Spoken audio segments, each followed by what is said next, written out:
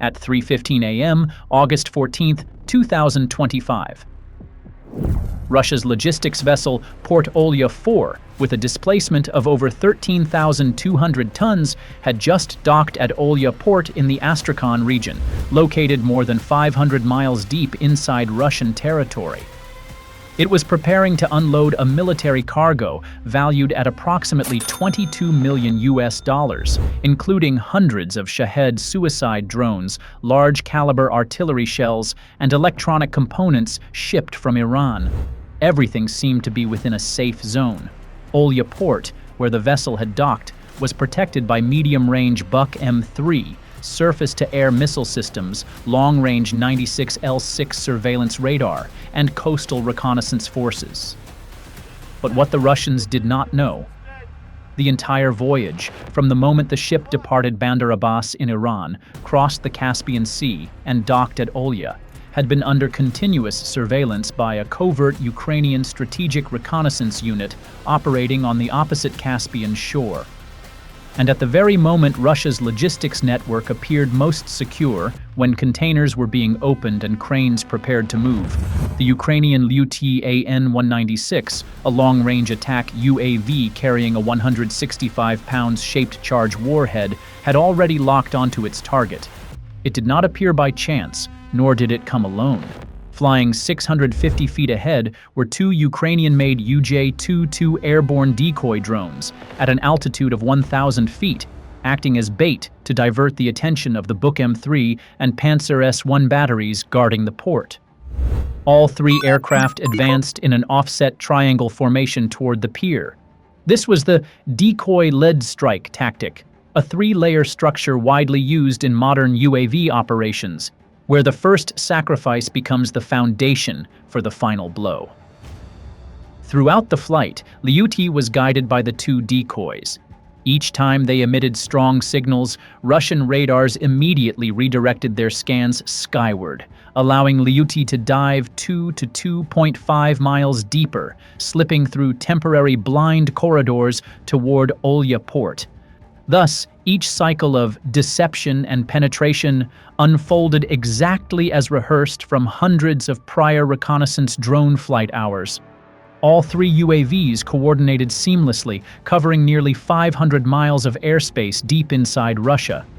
At 3:40 a.m., when the decoys were less than 18.6 miles from the target, sudden jamming interference at the 2.4 GHz band disrupted signals from the second decoy.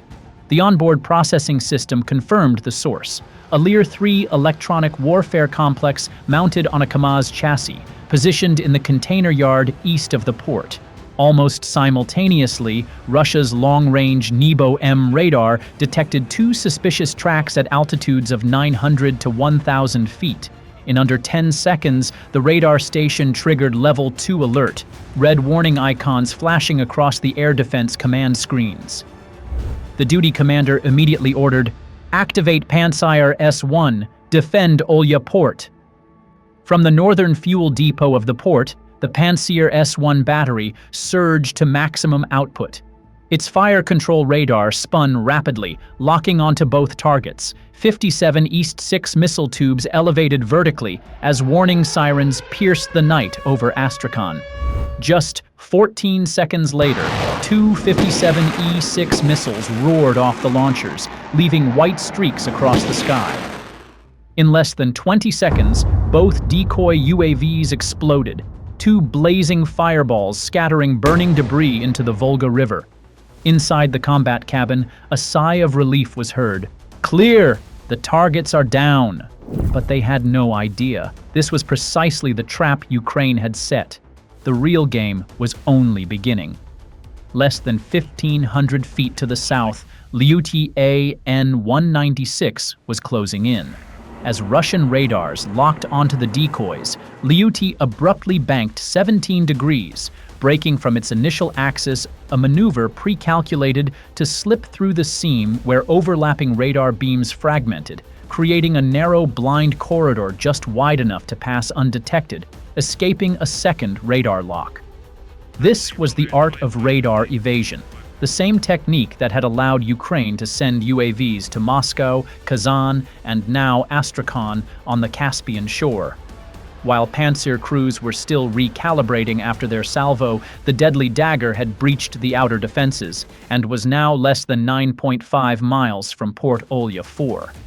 At its current speed, it needed barely over 4 minutes to reach the pier. At 3:46 a.m., inside an underground Ukrainian control cabin, a sharp beep echoed. The UAV crew confirmed. "Lyuty has entered the attack corridor. Lock direction, Port Olya 4, Olya Pier." This was the beginning of the final phase, where even an error of less than a second could see the drone disintegrated in the dense air defense net before it could deliver a historic strike. On the control screen, the final target was now fully visible. A large cargo vessel, nearly 600 feet long, 90 feet wide, with a displacement exceeding 27,560 tons, its hull built of multi-layer reinforced steel plating. This was Port Olya 4, in the midst of unloading special containers carrying Shahed UAV components from Iran. A lucrative prey, but not an easy kill. The operators understood this perfectly and knew they needed maximum focus. A precise strike would be the worthy reward for countless sleepless nights. The ship was guarded by two infamous layers of air defense. The Buk M3 system, with the 9 S-36 radar and 9 R-31M missiles capable of ranges up to 43 miles, known as the Heavy UAV Hunter. The Pantsir S-1 system, each unit worth $15 million, designed to intercept supersonic targets within a 12.5-mile radius, with reaction times as fast as 4 seconds after detection. According to intelligence, inside its cargo holds was a new batch of Shahed 136 drones recently delivered from Iran. It was estimated that on Port Olya 4's deck were over 50 containers of Shahed 136 over 131s, equivalent to at least 350 to 400 suicide UAVs. That alone was enough for Russia to sustain 2 weeks of continuous long-range strikes on substations, thermal power plants, and fuel depots across central and western Ukraine. In addition, the vessel carried 6 containers of electronic components and Shahed engines, Mado 550 over 650 types imported directly from Iran. 4 reserve fuel tanks, each holding nearly 5,280 gallons of aviation gasoline, enough to assemble and operate hundreds of UAVs. 2 ground communication antenna systems, Lear 3, used to synchronize UAVs after unloading. And most importantly, nearly 17,650 pounds of shaped explosives divided into containers labeled as civilian industrial cargo. Once the target was confirmed in range, the control officer ordered, "Offset 4 degrees starboard, drop altitude, activate passive-only guidance."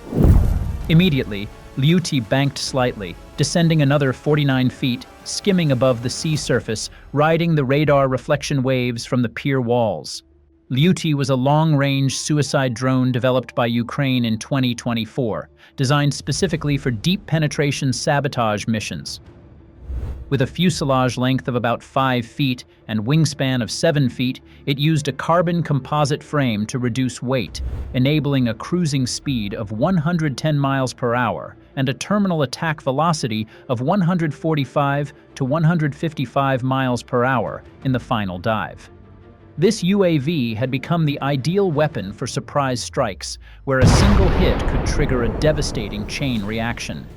In the control center, Ukrainian engineers initiated the final dive mode, autonomously locking onto the vessel's midsection, where the fuel compartments and UAV storage were located. At 3:49 a.m., with only 1.3 miles remaining, the final attack was executed.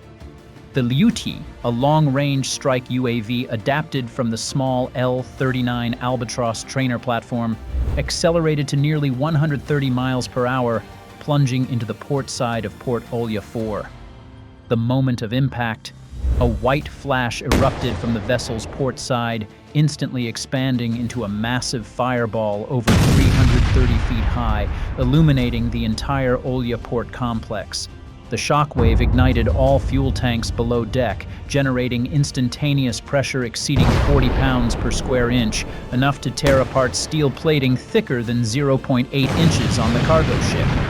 The 165-pound shaped warhead punched through 3 compartments, detonating in the engineering bay, where control circuits and fueling systems were concentrated. Multiple Shahed UAV containers detonated in sequence, scattering fiery fragments into a steel storm that rained across Pier 3.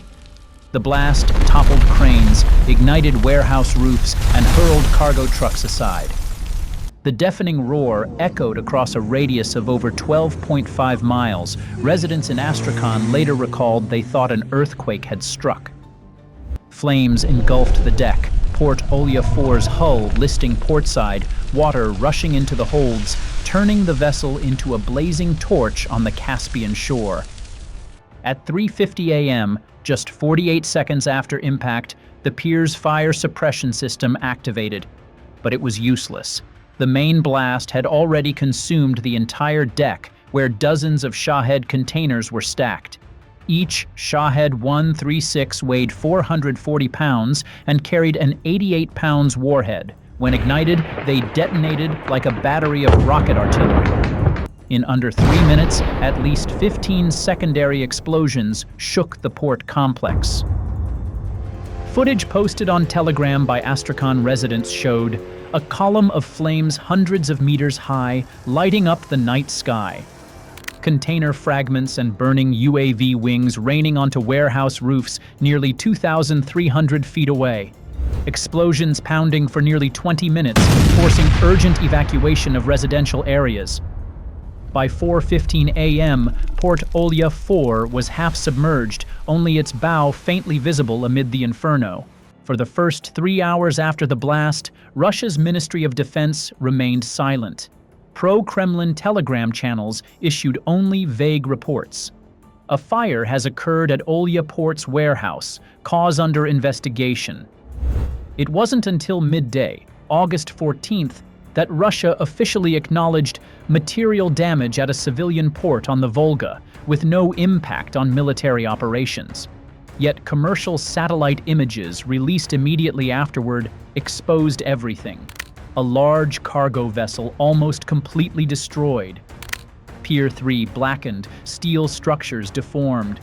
This was not just a single strike, because Port Olya 4 was not an ordinary civilian cargo ship. It was a key link in transporting Shahed UAVs from Iran across the Caspian into Russian territory. With the vessel and its cargo destroyed, Russia lost at least 300 Shahed drones in a single night, equivalent to 2 to 3 weeks of sustained aerial strike capacity against Ukraine. The strike demonstrated that Pantsir S-1 and Nabo-M, despite their sophistication, could be easily deceived by decoy drones. That Lyuty-AN-196, flying low at medium speed, was nearly invisible to radar. That the Caspian defense system, once deemed impenetrable, contained fatal flaws. Immediately after the strike, Russia was forced to lock down Olya Port, banning civilian and military docking for at least 72 hours. Deploy additional Pantsir S-1 units and Podlet K-1 radars around Astrakhan to patch the air defense gap. Suspend the transport of Shahed UAVs via the Caspian corridor, a direct blow to Russia's logistics chain. For Ukraine, this was a rare strategic strike. With a single Lyuty drone costing less than a Tesla Model 3, they destroyed a Shahed shipment worth tens of millions of dollars, while shaking Russia's southern defense network to its core. On the night of August 14, 2025 in Astrakhan, Ukraine wrote another chapter in modern warfare. A lone drone, flying low in the darkness, could shift the entire strategic balance and turn Russia's belief in a safe rear area into a fragile illusion. At 4:40 a.m., August 3, 2025, when the last TM-62M anti-tank mine, out of a total of 25, was installed beneath the Tsata Bridge. The 550 pounds of explosives lay snugly under the main pillars, metal joints, and horizontal load-bearing beams, turning the entire bridge into a death trap. With just a single detonation signal, this entire mass of steel and concrete would collapse in an instant. The Tsata Bridge is not an ordinary bridge. It lies near the village of Rudnya Tsata, a lifeline of Russian logistics, connecting directly from Klimovo, Zlinka, and Starodub to the fronts at Sudzha and Kursk, sustaining Russian border garrisons in Klimovo and the northern Sumy front. Intelligence also revealed, in less than 60 minutes, a large Russian supply convoy, which appears only once a week, would cross the bridge. That meant if the strike succeeded, Ukraine would not only destroy strategic infrastructure, but also wipe out a major logistics column, a double blow that could shift the battle and open an opportunity for Ukrainian infantry to advance. At 5:20 a.m., from a camouflaged field command post on the forest edge of the marshlands, northeast of Semenivka, Chernihiv Oblast, Ukraine, about 17 miles from the bridge. A detachment of the 58th Separate Mechanized Infantry Brigade fixed their eyes on the electronic screen, monitoring every movement through the eyes of an Odin 10 FPV reconnaissance drone hovering at 660 feet, flying surveillance around the area. Thermal signatures returned by the drone's FLIR Boson 640 infrared camera show. About 3.5 miles from the bridge, a convoy emerges through its hot spots. Exhaust pipes glowing at 575 degrees Fahrenheit. Engine bays peaking near 215 degrees Fahrenheit. Brake systems flashing bright every time they slow down for a curve. Thermal signatures don't lie. This was the target they had stayed awake all night for. A total of 14 supply vehicles, 2 BTR-82A armored personnel carriers, 1 leading and 1 tailing, escorting the convoy. Each weighs up to 33,100 pounds, clad in thick steel armor and equipped with 30mm autocannons capable of crushing any ambush, with Russian soldiers perched on top clutching their AK-47 rifles. The APCs are the steel shields of the convoy, symbols of Russia's mechanized might. Between the two giants are Kamaz trucks, 5 with tanks full of fuel, their heat signatures blazing from engines and tank bodies, rolling fire barrels holding tens of thousands of liters of diesel. They shine like glowing arteries, the lifeblood of Russia's war machine. 5 more carry an entire mobile arsenal, hundreds of 122mm and 152mm artillery shells stacked layer upon layer, crates of machine gun ammo, RPG anti-tank rounds, even Igla manpads. Each truck carries enough ammunition to sustain a brigade's firepower for days. On infrared, the steel crates absorb heat, forming glowing patches, showing that inside are not ordinary goods, but an arsenal capable of flattening trenches. Those 5 Kamaz are 5 mobile powder magazines. Mixed in the convoy is a military ambulance, a camouflage shield attempting to hide the lethal nature of the column. But the most surprising piece of equipment sits among the Kamaz fuel and ammo trucks, an RB-341V Lear-3 electronic warfare system mounted on a Kamaz chassis. Its antennas rise high above the truck, running at full capacity, constantly emitting jamming signals to neutralize UAVs and radio communications. With Lear-3's presence, the Russians believed this convoy was nearly invulnerable to Ukraine's electronic eyes. In total, 14 vehicles, hauling cargo powerful enough to capture several villages deep in Ukrainian territory, far larger than what intelligence had initially reported. At 5:45 a.m., the convoy advances onto the Tsata Bridge. In the early morning, dozens of diesel engines roar, shattering the silence, rolling across a structure Russia considered untouchable. The giant bridge piers, buried tens of meters into the riverbed, stood tall, its steel beams unyielding, the strongest proof that it could never be destroyed. But today, Ukraine would accomplish the impossible. Everything now hung on 25 mines. Suddenly, a wave of high-powered electronic attack bursts across 2.4 GHz and 5.8 GHz bands from the multiband jammer aboard the Lear-3. suppressing signals across the entire area. The relay drone shudders. Its Odin 10 camera feed cuts out for several seconds. But inside the command post, the commander remains calm. The Odin 10 FPV drone had been modified by Ukrainian engineers to carry a fiber optic cable system on a steel frame. The fiber's core is only 9 microns thick, thinner than a human hair, yet still transmits at 1.5 gigabits per second, enough for uncompressed 1080p video as well as control signals, telemetry, and GPS corrections. The commander knows the drone is safe, directly wired through fiber, beyond interference. Lear 3, once a pride of Russia's electronic warfare, has been reduced to useless scrap. This was not an easy mission. The operation had been calculated for days. Once Ukrainian military intelligence received classified reports on the Russian supply convoy. Everything had been prepared from the night before. This was not another kamikaze UAV attack, so often defeated by Russia's electronic shields. The bitter lessons of failed raids had taught Ukraine they must change tactics, find a way past the jamming. And this time, instead of flying drones into the convoy, they chose another approach, deceptively simple yet unavoidable, laying the trap beneath the bridge where every convoy, no matter how strong, had to pass. Minutes later, when the convoy reached the bridge's center, its weakest point, the commander of the 58th Brigade gave the cold order, "Destroy it." The soldier in charge of detonation immediately flipped the switch, but instead of a massive explosion, only a weak light flickered, then went out. The minefield stayed silent. For a moment, the entire team froze. The operator frantically toggled the switch, checked the detonator wires. Nothing. The enemy had anticipated this. Russian electronic warfare had jammed the detonation signals. The 550 pounds of mines still sat under the bridge, but they were silent. A night's work now teetered on failure. At 5:50 a.m., the lead BTR was almost off the bridge. The crew was in panic. On the comms, Kyiv remained silent. They too realized everything was collapsing. The commander clenched his binoculars, then lowered them. The decision came in an instant. Use the UAV trigger manually.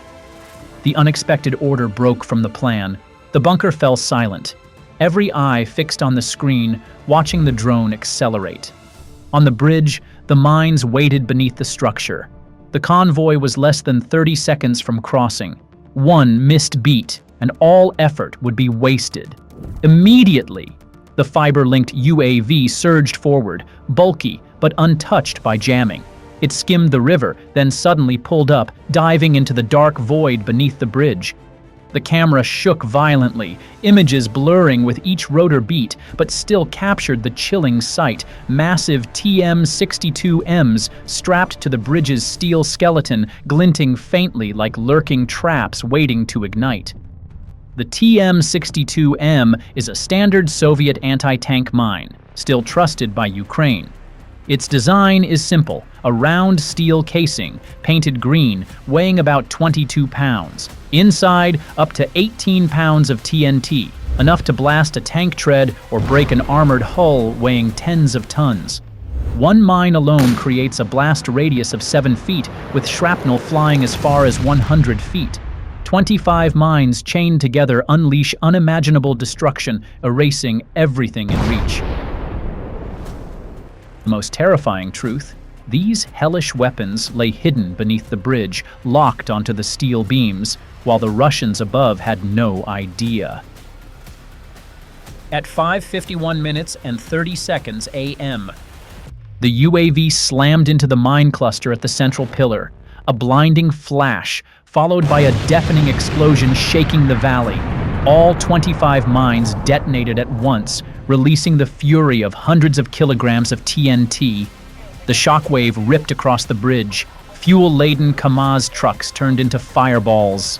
At ground zero, temperatures spiked to 5,400 degrees Fahrenheit, melting steel into glowing liquid, creating a sea of fire hotter than 2,000 degrees Fahrenheit. Concrete split and burst apart. Ammo trucks went up in chain reactions, artillery shells shooting in all directions, raining death. The lead BTR was hurled off the bridge, the rear guard shattered by pressure. In an instant, the Tsata Bridge, Russia's pride, collapsed. Concrete pillars ripped apart, the deck folding, massive steel beams crashing into the river. A black plume soared hundreds of meters, visible for miles.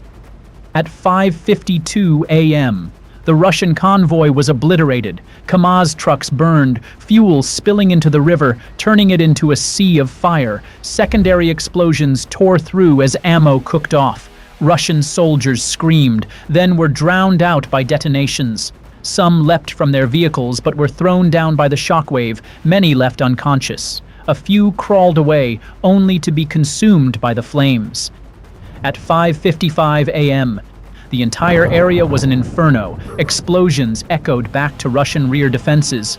Black smoke towered into the sky, a signal of disaster. The supply convoy, the hope of sustaining combat across multiple fronts, was gone in seconds. On screens in Kyiv, officers of the 58th Separate Mechanized Infantry Brigade sat in silence. They had just witnessed one of the boldest operations of the war. A strike that not only destroyed a convoy, but severed a critical Russian logistics artery. At 6 a.m., no cheers, no shouts. Only heavy silence engulfed the 58th Brigade's Special Operations Unit. The commander lifted the radio, his voice firm, emotionless. Target destroyed. Mission complete. This was the trademark of the 58th Brigade. Ghosts on the battlefield. They make no noise, leave no trace. But when they strike, the enemy always pays in ruin. The consequences were immense. The Tsata Bridge, a vital Russian supply artery, destroyed. The convoy with hundreds of tons of fuel and ammunition reduced to ash. A cheap UAV delivering the effect of a large-scale airstrike, proving asymmetric warfare and Ukraine's superior flexibility. At exactly 9:30 a.m., August 15th, 9 Ukrainian suicide UAVs simultaneously closed in on the elastic gunpowder plant in Tver Oblast, a facility capable of producing hundreds of tons of propellant per day and storing up to 30,000 tons of munitions, equivalent to the ammunition reserves required for a major campaign by a top 5 military power such as Germany. Every artillery shell fired in Bakhmut, every mortar barrage landing on Kherson, even the missiles launched toward Kharkiv, could trace their origin back to this site. The wild pack had traveled more than 400 miles from the direction of Chernihiv to get here. But a prize like this never comes easily. Surrounding Elastic was an armor of defenses worth hundreds of millions of dollars. Podlet K-1, Pol 21, and Pantsir S-1 systems that had previously defeated both American UAVs and Chinese cruise missiles. To avoid detection and jamming by that defensive shield, during the final 30 minutes of their approach, all 9 UAVs had to cut off GPS guidance. No communication, no remote command, only cold algorithms remained, driving them straight toward the target. It was like driving in the dead of night with all headlights switched off, the driver relying solely on memory to feel his way forward. And in just a few minutes, these cheap composite airframes, assembled from civilian engines and off-the-shelf parts, would prove that a low-cost weapon could still blow apart an ammunition depot worth billions of dollars. Unlike commercial drones modified for reconnaissance on the battlefield, these 9 UAVs were built for one purpose only: to strike and detonate. They were UAV Beavers, Bober, long-range suicide drones developed by Ukraine specifically for deep strikes inside Russian territory. With composite fuselages and a takeoff weight of about 110 to 120 pounds, each Beaver carried a shaped charge warhead containing 13 to 15 pounds of high explosives. A simple 2-stroke engine maintained a cruising speed of 100 miles per hour, slow but steady enough to complete the long journey. Throughout the flight, Beaver relied on GPS combined with an inertial navigation system to stay on course. But upon entering the jamming zone, GPS was cut. At that point, navigation depended entirely on Inertial System IMU, magnetic compass. Preloaded 3D terrain maps. Electro-optical over infrared cameras to see the ground and self-correct against fixed landmarks. The 9 hunters did not fly scattered. They were linked by a low-bandwidth, anti-jamming data link, automatically maintaining formation. The electro-optical over-infrared camera on the lead UAV locked onto the propellant storage complex. This was no random aim. The feed was transmitted directly into an image recognition system, trained with thousands of satellite images of Elastic. The algorithm didn't just see the plant, it understood the structure. Rows of connected warehouses, a rail spur cutting through, storage tanks aligned along the side. In a blurred 640 by 480 pixel frame, the long rectangular blocks glowed white with heat. Warehouse A1, 125 degrees Fahrenheit. Warehouse B2, 120 degrees Fahrenheit. Warehouse C3, 115 degrees Fahrenheit. A difference of just a few degrees was enough to reveal the secret. Warehouse A1 had just been filled with propellant, maximum pressure, maximum volatility, maximum destructive potential. That was the weak point, the primary target. At a range of 15 miles, the UAV formation split. The algorithm automatically assigned tasks. 03 UAVs locked onto Warehouse A1 to ensure a strike on the weak point.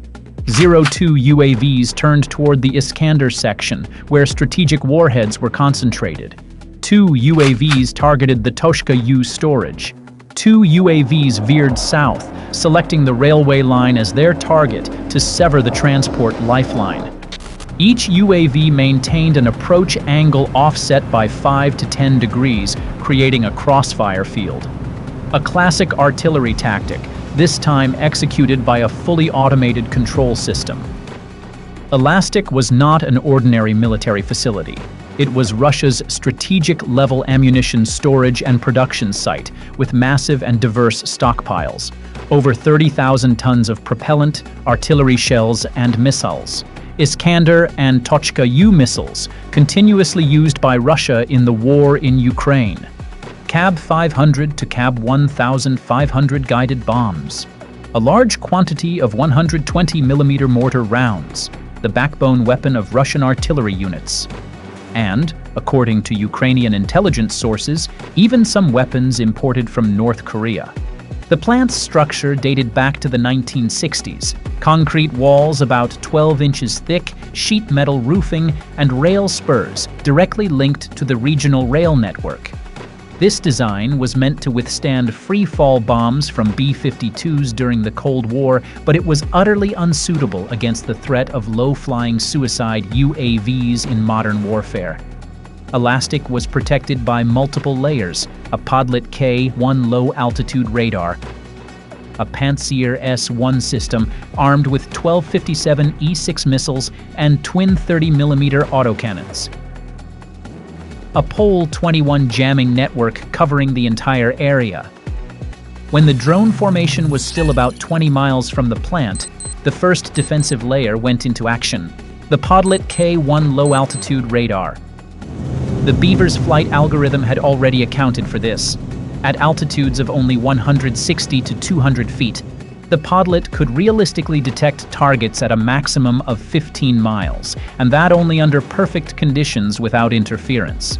But in Tver, buildings, birch forests, and a thermal inversion bent the radar beams, turning signals into flickering blips resembling migrating birds.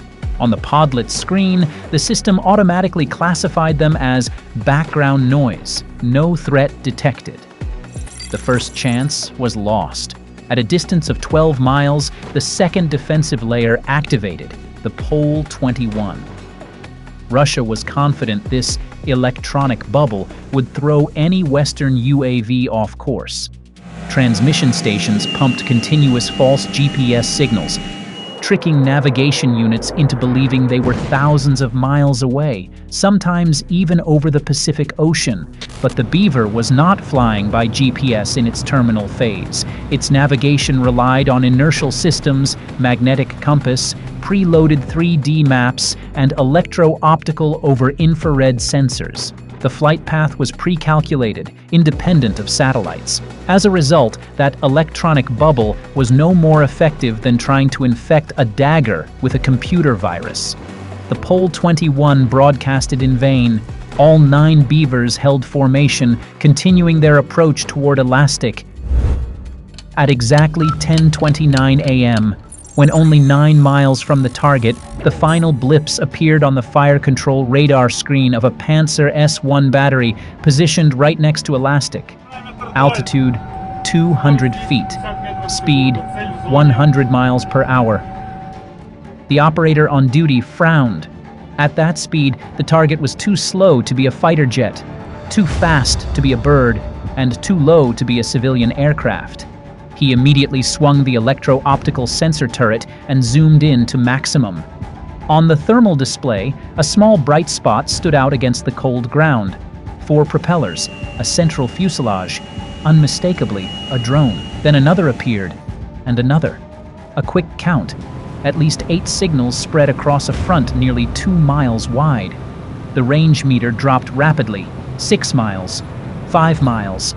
At the current speed, just over 180 seconds remained before impact. Without waiting for higher command, the operator slammed his finger onto the automatic fire button, overriding all safeties. The first 57 E-6 missile roared out of its tube, belching white flame, accelerating to Mach 2.8 in just 3 seconds. All fire control systems switched to radar-guided homing mode, but the signal was unstable. The blip on the screen flickered like a dying bulb. The missile's seeker struggled to hold lock, a target too small, nearly vanishing from the electromagnetic spectrum. At 1.2 miles, the proximity fuse began calculating. It searched for a radar reflection large enough to trigger, but the Beaver UAV was too small. Result, the system decided this was not a valid target. The missile streaked past, missing by only a few yards, close enough to create a supersonic shockwave that shook the UAV but caused no damage. The launcher immediately fired a second round. But this time, the targeted UAV executed its pre-programmed jump maneuver, climbing an extra 65 feet in 2 seconds, then diving back down to 100 feet. The guidance computer, accustomed to the steady flight paths of aircraft, lost the track entirely. The second missile shot into empty sky, detonating off target. In less than 30 seconds, all 9 UAVs had penetrated every defensive layer. They split into 3 groups, each separated by several hundred yards, flying so low they almost blended into the terrain. At exactly 10:31 a.m., all 9 drones were now within 2 miles of the target. At this point, only the twin 30mm autocannons remained. But to fire, their barrels had to point directly toward the ammunition depot. A single stray burst could finish the enemy's job for them. In 40 seconds, impact was inevitable. The Russian soldiers understood they had lost control. At 10:31 minutes and 30 seconds a.m., all UAVs simultaneously shifted into their final attack run. The algorithms locked hard onto coordinates, cutting all data link channels. From this moment, no command, even from Ukrainian operators, could alter their course. Each UAV held its heading, altitude descending, 200 feet, 160 feet, 130 feet. The 2-stroke engines screamed at full throttle, holding a steady 100 miles per hour. Their trajectories were now arrows already loosed. There was only one destination, the pre-assigned target. At 10:32 minutes a.m., all 9 UAVs plunged into their targets. Drones 1, 2, and 3 dove straight into the Iskander warehouse roof like knives piercing an overinflated balloon. Their 13-pound shaped charge copper warheads punched through the sheet metal roof, drilling fiery jets inside. At 0.02 seconds, the fuses triggered. At 0.20 seconds, internal pressure exceeded structural limits. The shockwave expelled air at nearly 9,200 feet per second. The entire block shuddered like a beast struck in the spine. The 0.3-inch steel roof was no longer a roof. It became a 15-ton steel plate, hurled skyward and crashing down nearly 660 feet away. Reinforced concrete walls split apart, rivets scattered like rain. Steel beams collapsed onto the factory floor like the bones of a fallen dinosaur. UAVs 4 and 5 slammed into the Iskander storage area, where Russia's strategic warheads were concentrated. Within 0.03 seconds, their fuses detonated, blowing apart the entire bay. The shockwave cascaded through dozens of Iskander missiles stacked inside. Armed sub-fuses sprang awake, igniting a massive fireball that shot hundreds of feet skyward, black smoke curling into a mushroom. UAVs 6 and 7 locked onto the Toshka U depot. These tactical ballistic missiles, built since the Soviet era, nearly 23 feet long, lay horizontally in the low-roofed warehouse. The fuses triggered. Just 0.05 seconds later, the first Tochka ignited. It did not explode alone. The shockwave swept the entire row, forcing the next warheads to ignite. One, then two, then the entire line. Successive detonations pounded like hammers on a war drum. Each beat a multi-ton missile torn apart. The Tochka U block became a giant forge. Molten metal glowed red. Shards several feet long tore outward, embedding deep into the ground like spears. In under 1 minute, 2 tactical weapon depots, Iskander and Tochka U, were erased. UAVs 8 and 9 struck the railway line, the artery connecting Elastic to Russia's entire front line. The impact showered sparks. In seconds, Elastic's strategic railway was severed. No train could arrive or depart. The entire logistics chain, feeding the front lines, collapsed instantly. The factory's automatic fire suppression system activated, spraying 2,600 gallons of foam per minute. Foam rained down, consumed by heat within 2 minutes. The system had been designed for small fires, not multiple chain explosions. From the local fire station, 2 10-ton tankers sped toward the site. Heat radiation gauges spiked 50 kilowatts per square meter at 330 feet. The crews were forced to stop at the perimeter, helpless as thermometers pegged maximum. 6 to 8 kilometers away, several dash cams recorded the sky suddenly changing color. Not a cloud, but a mushroom of smoke. In the workers' housing blocks, fire alarms howled before going silent. The power lines had been cut. A child asked his mother, "Why did a second sun rise at noon?" At 0.6 miles, the fire chief spread an industrial map across his car hood. All approach routes were blocked by thermal walls. He pointed to the western drainage channel, ordering an earthen dam, not to stop the fire, but to block burning runoff from reaching residential areas. That afternoon, commercial satellite imagery from Maxar was released. The before and after shots exposed the devastation. Before, an industrial complex with warehouses, storage depots, rail lines, and a green belt of trees. After, a vast black scar. Warehouses gone, sheet metal and concrete melted, storage depots reduced to rubble, rail lines twisted like molten candy sticks. Even the surrounding forest was scorched into concentric rings, a perfect imprint of the blast's intensity. From above, Elastic looked as if erased by a tactical nuclear strike. OSINT sources later estimated the blast destroyed about 160,000 tons of ammunition.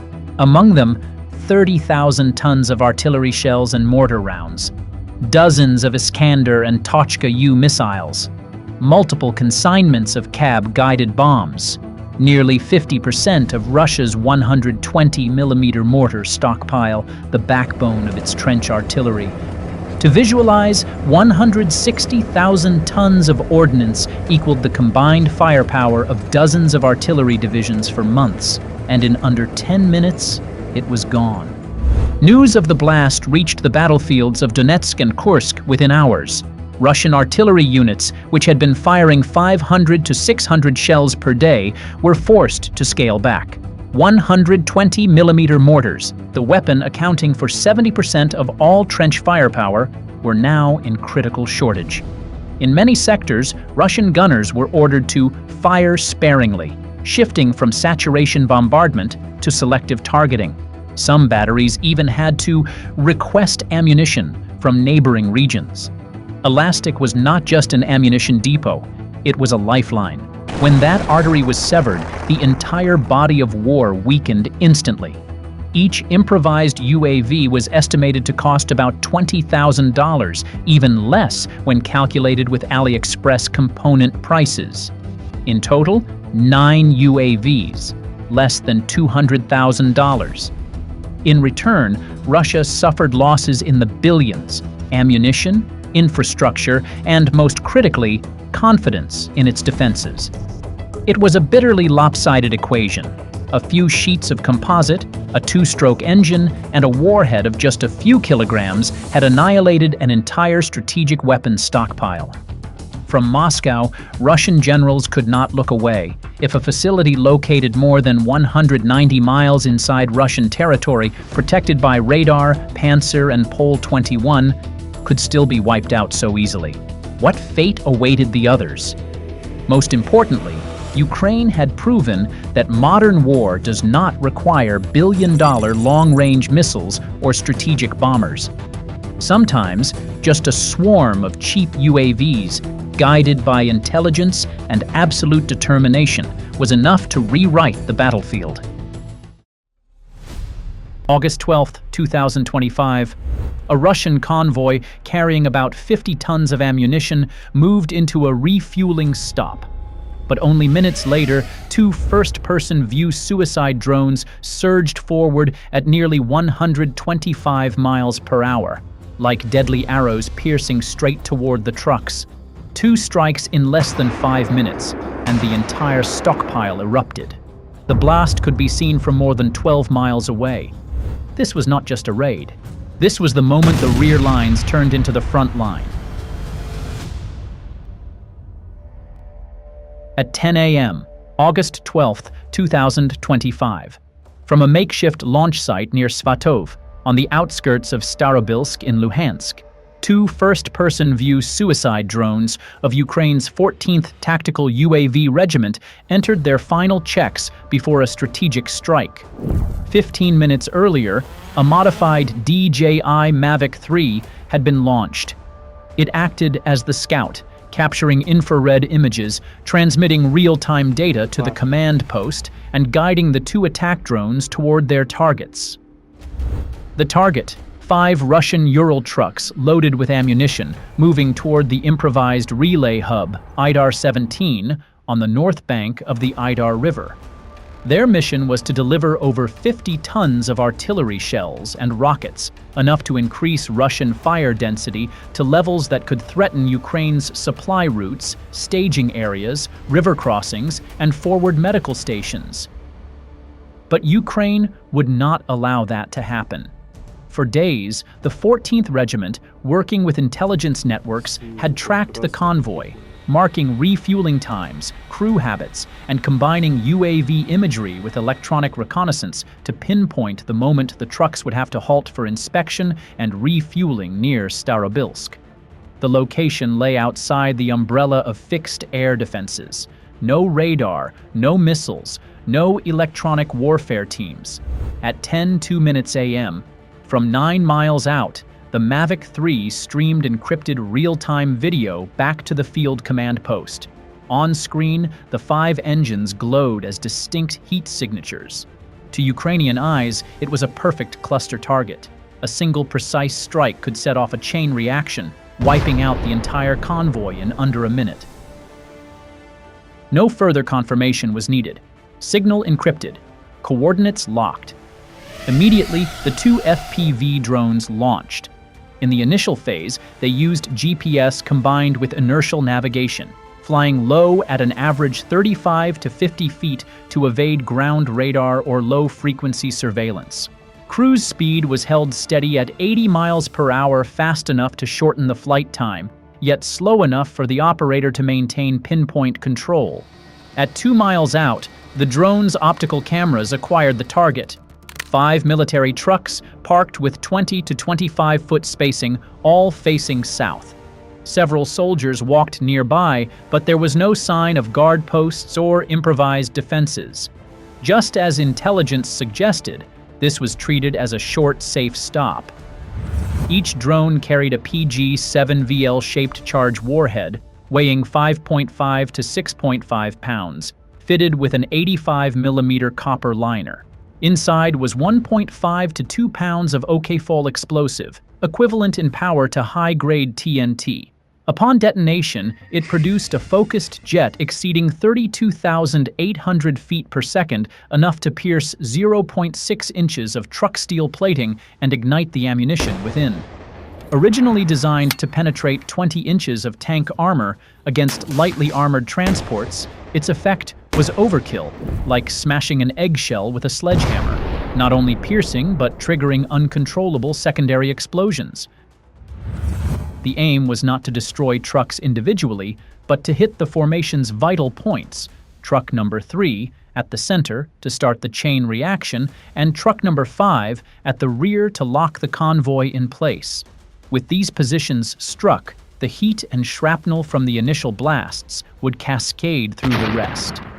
At 10:03 a.m., at only 1,970 feet away, both drones entered their final approach. Navigation switched fully to optical recognition, altitude dropping from 33 feet to 16 feet to stabilize the flight path and avoid detection. UAV-1 locked onto truck number 3, the perfect central kill point to ignite a spark explosion and spread heat into adjacent vehicles. The FPV crew commander kept the approach steady for the first 5 seconds, then ramped up to linear acceleration. At just 98 feet out, UAV-1 surged to 87 miles per hour, a steel arrow carrying compressed explosive mass, tearing through the air, slamming into the structural weak point, and locking the entire convoy into chain reaction detonation. On impact, the shaped charge ignited. A jet of hyperheated plasma burst through, shredding the truck's steel like foil.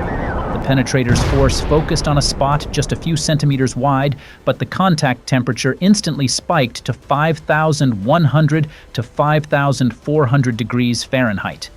Propellant charges, fuses, and packaging inside the truck ignited almost immediately, generating intense heat through a chain reaction. Within 5 seconds, the entire cargo bay had become a burning time bomb from within. The heat spread directly to the 2 adjacent trucks, vehicle number 2 in front and vehicle number 4 behind, forcing the entire formation into thermal overload. This was the moment the battlefield shifted into full chain detonation mode. The sound of the first blast and a towering column of fire sent the escort troops into panic. Some soldiers fired wildly with AK rifles, aiming at the silhouette of the remaining drone as it flashed past. But at that distance, with the drone's closing speed, small arms fire was meaningless. Others scrambled to maneuver the convoy out of danger, but the spacing was too tight, and the fireball erupting from truck number 3 created a wall of flame that sealed off any escape. In under a minute, the convoy was trapped in place. Almost simultaneously, UAV-2, the second strike drone, executed its programmed flanking run, looping behind to approach from the opposite direction. The target, truck number 5, the rearmost vehicle. This was the critical tactical move. Strike the tail, lock both ends, and trap the entire formation inside a kill zone. The UAV commander adjusted UAV-2's speed to 75 miles per hour, just enough to maintain an optimal angle of attack without overshooting the target while keeping the optical lock steady. It veered diagonally from the rear right, slamming into the cargo bay of truck number 5. The shaped charge punched through the shell, detonating in a second fireball. Flames erupted, merging with the blaze of truck number 3, creating twin pillars of fire engulfing the formation. At 10:04 a.m., truck number 3 detonated completely, unleashing a shockwave across the entire convoy. The blast ripped apart truck number 2's steel shell, hurling shrapnel into truck number 1 at the front. The chain reaction had begun. Moments after truck number 3's total detonation, local temperatures surged past 6,332 to 7,232 degrees Fahrenheit. Fire columns and shock waves hammered into the neighboring trucks. Truck number 2 erupted violently. Paint, plastics, and external coverings ignited in under 10 seconds. Successive blasts turned it into a mobile fireworks battery. The rising pressure blew open the cargo bay, venting fire straight upward into a massive thermal column, a textbook case of detonation cook-off, where propellant self-detonates after surpassing safe thermal thresholds.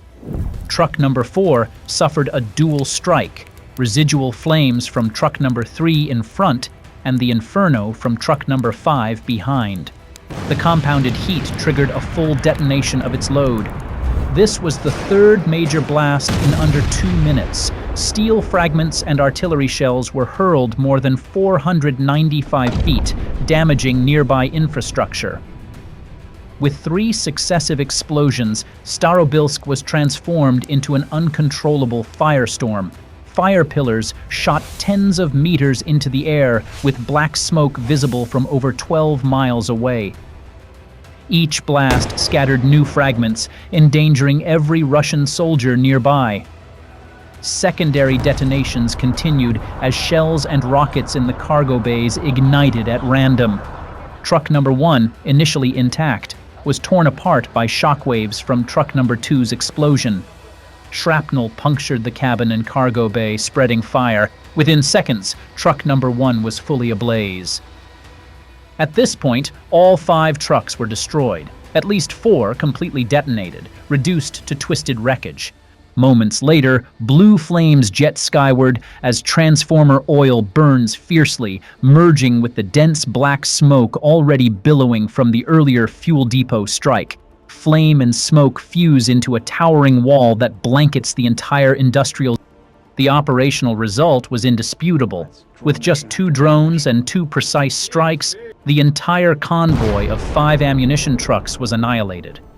40 to 50 tons of artillery shells and rockets were destroyed in under 3 minutes, the dual fire centers locking the formation and driving the chain reaction until every magazine was consumed.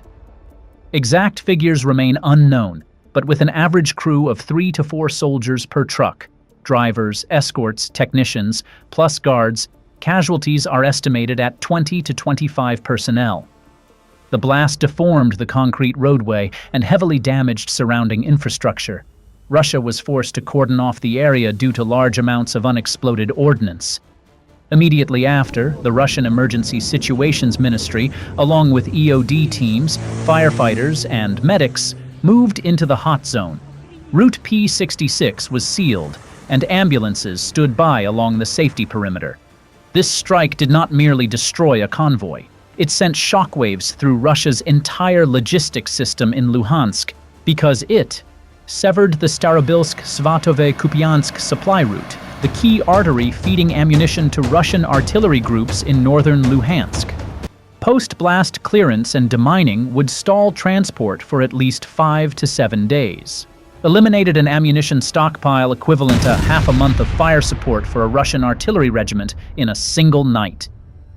Forced Russia to change its transport model from concentrated convoys to dispersed smaller units with tighter escort.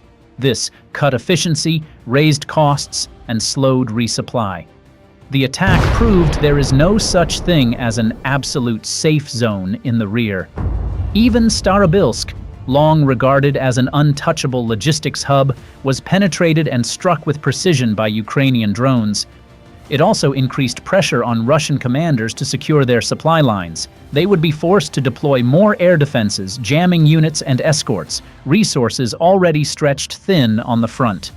Ukraine has repeatedly demonstrated that with low-cost drones, it can strike directly at Russia's logistical arteries, turning mobile depots into priority targets. This aligns with Kiev's strategy of attrition warfare. For 1 to 2 weeks after the attack, Russian artillery capability around the Kharkiv-Svatove axis is likely to diminish. This could open a window for Ukraine to redeploy forces, or at the very least, reduce pressure on defensive lines. It is also a direct warning. Every Russian logistics convoy, anywhere large or small, can be a target. No road is absolutely safe anymore. At exactly 3:20 a.m. on August 28, 2025, a Bayan M warship belonging to Russia's Black Sea Fleet, worth nearly $80 million, was docked at Military Pier No. 2 in Temryak Bay, an inland area considered by Moscow to be untouchable, more than 65 miles from the Ukrainian front line. The vessel had just returned from a strategic caliber strike mission and was now in resupply mode, refueling, activating the cooling system, and especially reloading 8 caliber NK cruise missiles, each worth over $1 million, with a range of more than 950 miles, capable of reaching any city in Ukraine. On the deck, a group of officers was gathered, raising vodka glasses to celebrate the recently completed mission. The combat crew was rotating rest shifts. Some had fallen asleep at control stations. No one knew that just over 6 miles away, a high-speed boat bearing civilian markings was silently gliding across the water, slowly approaching the bay. From the outside, the speedboat looked like a regular fishing vessel, but inside the cockpit were 2 Ukrainian soldiers from the 73rd Naval Center, dressed in fishing jackets and Russian-style fisherman caps. Behind them, in the storage compartment, where there should have been styrofoam boxes filled with squid and herring, were 2 Beaver model FPV suicide drones, heavy configuration, equipped with 8-pound armor-piercing warheads, night vision cameras, and internal navigation systems independent of GPS. And in less than 5 minutes, that small boat would become the mobile launch pad for one of the boldest naval attacks Ukraine had ever carried out, right in the middle of a zone fully controlled by Russia. The Bayan M warship is a compact but extremely dangerous war machine. Unlike massive ships that carry helicopters and heavy air defense systems, the Bayan M is designed for narrow inland waters like the Caspian or Azov, but still capable of striking nearly any target in Ukraine. Each time this ship leaves Temryak port, considered the cocoon of Russia's Azov fleet, cities like Kyiv, Lviv, or Odessa face new uncertainty. No one knows what the next target will be: a power grid, a fuel depot, or a kindergarten. Ukraine knew this well, and they decided not to wait for the next launch. They would strike first. The defense system around Temryak port, where the warship was docked, was extremely dense. This was no ordinary port, but a floating air defense fortress. A Panzer S-1 system, specialized in intercepting UAVs and cruise missiles, 2 Podlet K-1 radar stations on active duty 24/7. This meant every layer of armor was active. Any unknown object that appeared would be shot down almost immediately. And so, the Russian Navy believed Temryak Bay was a steel nest, where no UAV could get close. But that was a fatal mistake, because Ukraine had calculated the exact timing and chosen a method the enemy wouldn't expect: skimming the sea surface, the radar blind zone, a gap so narrow it seemed harmless. But from that very place, death approached silently, with the weapon Russia least expected: a UAV costing just 1/500th of a caliber missile. At exactly 3:27 a.m., when the boat was just 3 miles from the target, right on the outer edge of Temryak port's surveillance ring, the 2 Ukrainian soldiers in the cockpit moved quickly. They removed the gray camouflage tarps covering the back compartment. From beneath, 2 FPV drones emerged. Each drone was about 4 feet long, with a wingspan of 5.5 feet, the body made of fiberglass composite, ultralight, low thermal signature, matte gray to blend in with the sea. As soon as everything was ready, the 2 soldiers pulled the safety pins, activated the internal navigation modules, and pressed arm and release. The 2 UAVs were deployed using an independent dual strike model, 2 approach vectors, 2 separate targets, fully synchronized in time and tactics. The first, codenamed Thunder, controlled by the primary group, was programmed to fly directly toward the surveillance radar tower to disable the main radar system, temporarily blinding the Russian warship. The second, codenamed Vidplata, Retribution, operated by HUR Special Operations Forces, would follow from a 30-degree offset on the right flank and strike the Kaliber missile launcher amidships, which held all 8 Kaliber NK cruise missiles. If Hram succeeded in blinding the radar, Vidplata would have the chance to pierce the final armor layer and strike at the heart of the warship, where not only the missiles were stored, but also the Fire Control Command Center. At exactly 3:29 minutes and 12 seconds AM, the first UAV was pushed off the launch rail at the stern of the boat. In just 3 seconds, the high-speed electric propeller activated, the UAV accelerated and took off, flying just above the water's surface. The second drone followed 40 seconds later. Both UAVs flew approximately 200 feet apart, at an altitude of no more than 7 feet, low enough to slip beneath the scanning angles of the Podlet and Pantsir radars. From that moment on, the boat had completed its mission. Everything that followed was entirely in the hands of 2 unmanned killing machines, guided by internal navigation algorithms, inertial sensors, and infrared cameras. Inside a control bunker near the city of Zaporizhzhia, a UAV operator from the primary unit stared intently at a black and white FPV screen. Everything around him was dead silent. Only the dim glow of the monitor illuminated his tense, motionless face. The radar tower loomed on the screen, a near-perfect target. The operator held his breath. The Hram drone was closing in, just a few hundred feet to go. The distance readout showed 950 feet, then 800, then 650. Still no reaction from the Russian vessel. Its radar kept rotating, unaware of the incoming threat. The operator tightened his grip on the control stick. The countdown began. 5 seconds. 4, 3. In that instant, everything went still.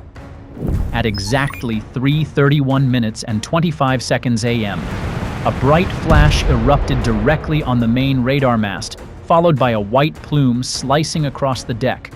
Flames burst out on both sides like massive welding torches. Shrapnel scattered, splashing into the sea like fireworks. Just 0.7 seconds after Hram struck, the entire surveillance and navigation system of the Bayan M simultaneously shut down. The main antenna was ripped from its rotation shaft and flung across the deck. The signal transmitter shorted out, sending sparks into the equipment compartment. The explosion's heat singed auxiliary sensor clusters. The central data processor, shielded by EMI protection, was completely knocked out. The Bayan M, once a powerful long-range strike platform, was now in a state of temporary tactical blindness. The ship's commander immediately gave the order, "Run a fast diagnostic on the sensors, possible electronic warfare attack." But the responses were hopeless. Main radar, completely destroyed. Bayan M now had only one hope of survival. The Pantsir S-1 close-in defense system with an engagement range of 2.5 to 3.5 miles, but it had to be activated manually by the crew. However, after Hram's strike, the control center had been destroyed and cabin temperatures surged, making it impossible to trigger the support defense system. Part of the composite shell on the command tower was ripped open, allowing sea wind and carbon dust from the blast to pour in. A radar officer was critically injured. A shard from the antenna penetrated the observation window and struck his left chest. Within less than 10 seconds, the entire defense crew was thrown into chaos, losing command capability temporarily. And this still wasn't the end. Now the real threat arrived from an angle no one anticipated.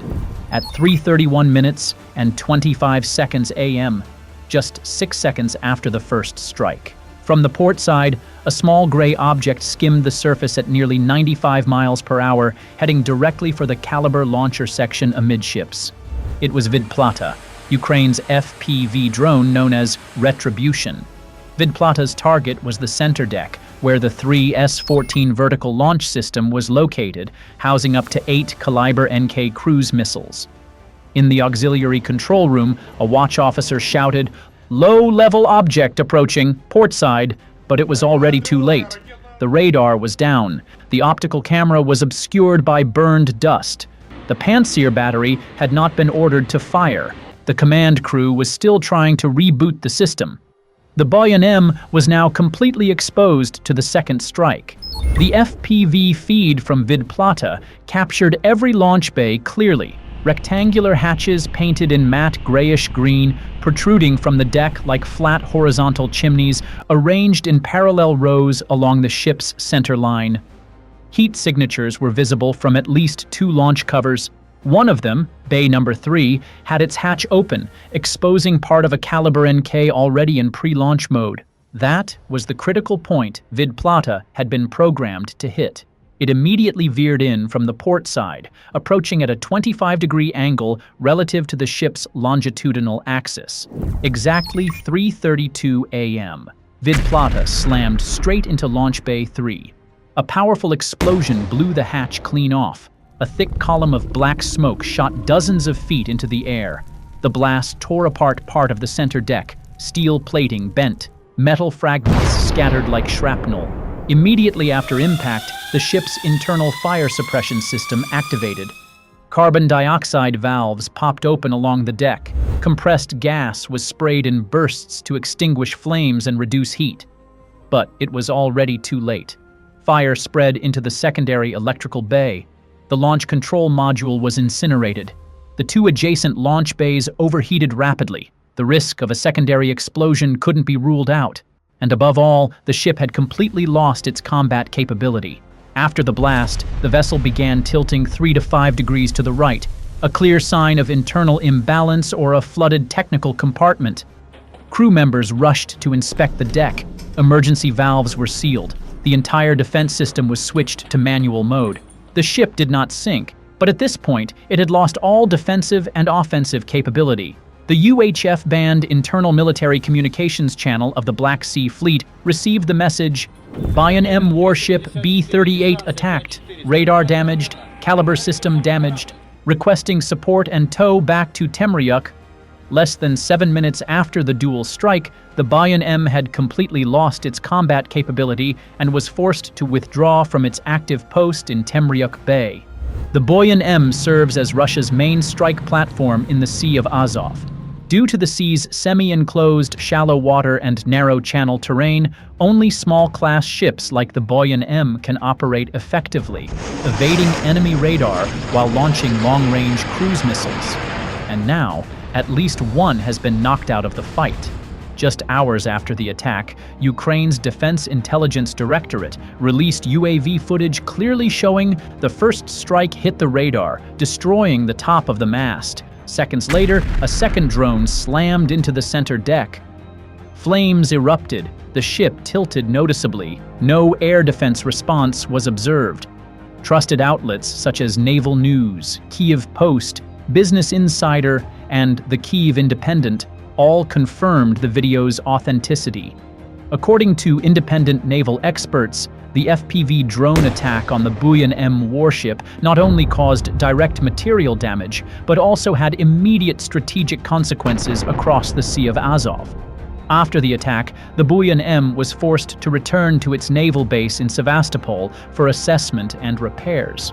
The process is expected to take at least several weeks, depending on the extent of the damage and the recoverability of its digital infrastructure.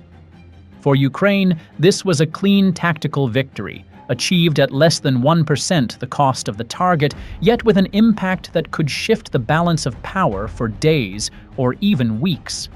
The strike dealt a blow to the confidence Russia's navy once had in the supposed safe zone of the Azov interior. To the Russian command, this was the calm rear area, where warships could dock, reload, and prepare Caliber strikes without fear of pursuit. But reality has just proven the opposite. 2 FPV drones, launched from a disguised speedboat, not only penetrated a multi-million-dollar air defense system, but struck the 2 most critical vulnerabilities of a warship, its radar and missile launch system. And this wasn't the first time a Russian warship had been hit by improvised drones. Back in late 2024, Ukrainian special forces used improvised UAVs to disable a Sergei Kotov-class patrol boat off the Crimean coast, forcing it to remain docked for repairs. That same year, a Cesar Kunikov-class landing ship was completely sunk during a drone-based amphibious strike. More recently, in July 2025, Ukraine deployed a sea-launched FPV drone for the first time to strike an offshore oil rig near Crimea used by Russia as a radar station, a move Western analysts described as a turning point in asymmetric warfare. These are no longer desperate ramming attacks, but well-executed operations, with planning, rehearsal, and synchronized timing, using small, inexpensive weapons that know how to exploit blind spots, hit at the right moment, and strike the right target. It's not that each individual UAV deals a fatal blow. Rather, it's the intelligent, coordinated, and unconventional use of them that has turned these drones into the Russian Navy's strategic nightmare of the 21st century. From this point forward, any Russian vessel operating in the area, whether it's a Bayan-M, a Cerna-class, or a logistics ship, must now face the ever-present threat of UAVs that cost less than $2,000 apiece. At exactly 3 a.m. local time, on August 29th, 2025, as the Russian S-400 Triumph air defense system in Jankoy began its new duty cycle, the 91N6E radar spun its deadly rotations, emitting pulses of electromagnetic waves that cut through the Crimean night sky. The entire crew on duty still believed they were manning one of the most formidable air defense rings in the world, completely unaware that the $500 million radar station's remaining lifespan was now measured in minutes. From deep within a forest east of Mykolaiv, nearly 155 miles from Jankoy, a camouflaged Kamaz truck extended its hydraulic hatch under the cover of foliage. Inside was a weapon never before revealed, a Flamingo cruise missile developed by Firepoint Industries, an ultra-low-flying dagger, extremely difficult for ground-based radar to detect. With a range of up to 1,850 miles and a warhead weighing over 2,200 pounds, Flamingo was built to punch through command posts, ammunition depots, and radar systems deep inside enemy territory. Its destination? The exact position of the 91 North 6 East radar from an S-400 battery southeast of Jankoy near a railway junction, once responsible for coordinating fire control across at least 3 S-400 systems protecting the skies over Crimea. The system's estimated value approached $500 million, but far more important was its strategic role. The 91 North 6 East was the eye of the sky for all northern Crimean airspace, capable of detecting targets out to 370 miles, tracking 300 objects simultaneously, and guiding up to 80 surface-to-air missiles at once. Disabling this radar would open up a blind zone over 95 miles wide in Russia's air defense network, paving the way for follow-up operations. And this target had been hunted for a long time. For 48 hours prior, Ukrainian electronic reconnaissance units had silently traced the radar's emissions, the 91N6E's operational frequency signature. Each signal, each radio pulse cycle, was recorded. All of this was done using a single loitering UAV, a Beaver-class kamikaze drone launched earlier by Ukraine. Weighing just over 110 pounds, the drone flew barely 330 feet above the treetops using inertial terrain navigation algorithms. Like a nocturnal predator, it slipped past the Podlet K1 radar line without being detected. Mounted on its body were 3 mission-critical components: a FLIR electro-optical infrared camera, a passive signal receiver, and a wideband data link antenna. Beneath the lightweight composite shell, a cold onboard processor continuously scanned the electromagnetic spectrum, searching for one telltale sign: the C-band pulse of the 91 North 6 East Gravestone radar. And then, at exactly 3:07 a.m., the operator's screen flashed. A sharp signal wave appeared, C-band active, continuous pulse. The Beaver's internal reference map immediately marked a hotspot 8 miles southeast of Jankoy, tucked between two low shrub clusters, an exact match with the satellite recon image captured a week earlier. Target confirmed. The 91 North 6 East radar was transmitting at full range. Immediately, at a hidden position near Mykolaiv, the Flamingo strike team leader gripped his headset and gave a firm command.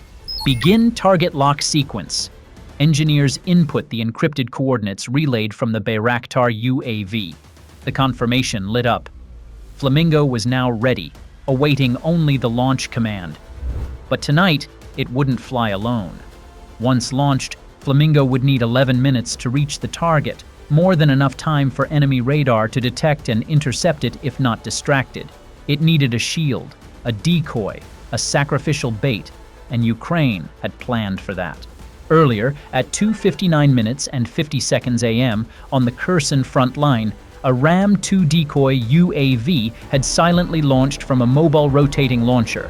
The drone maintained an altitude of 6,560 feet, cruising along Crimea's western coastline like a civilian aircraft, until it suddenly veered 70 degrees, diving straight toward northern Jankoy, the exact location of the S-400 radar post.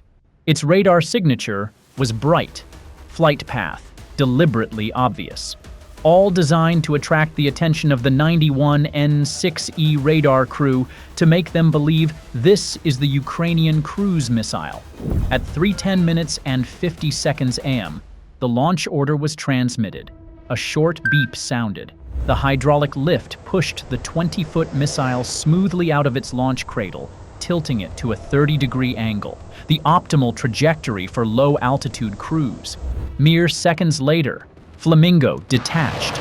No roar, just a thin, cold trail of smoke twisting southward across Crimea. One of the boldest precision strikes of 2025 had just begun. Meanwhile, in the skies west of Crimea, the Ram-2 decoy completed its final turn. Now, just 25 miles from the radar site, it entered Russia's air defense coverage zone. As expected, it was picked up by a Panzer S-1 system, which switched to target lock mode. 17 seconds later, a 57E-6 interceptor missile launched, pursuing and destroying the Ram-2 in mid-air. But the mission was already a success. Every radar signal, lock-on frequency, reaction time, and firing vector was extracted and encrypted, transmitted back to command. That data was immediately uploaded into Flamingo's digital guidance map. But that wasn't all. No-fly zones, GPS jamming zones, 3D terrain overlays, and turn points were all fed directly in real time through an encrypted link from a tactical UAV relay, ensuring Flamingo could avoid every newly activated threat zone before entering its final strike phase. At this point, Flamingo had already crossed the first 25 miles in total silence. It flew at just 165 feet, lower than the scanning envelope of most ground radars, with terrain-following precision down to the meter, minimizing detection probability. Every second, Flamingo processed over 3,000 navigation calculations, constantly cross-checking actual terrain against the 3D map preloaded from the Beaver UAV. It was an 11-minute game of life and death, where a single mistake, being picked up by radar, drifting off course due to terrain irregularities, or interference from a Pole 21 jammer, would mean mission failure. At exactly 3:13 a.m., GPS signals were interrupted for the first time. Within just 12 seconds, satellite navigation was completely jammed by interference stations from the Crimean Peninsula. Distorted frequency waves flooded the control screen, but this had all been anticipated.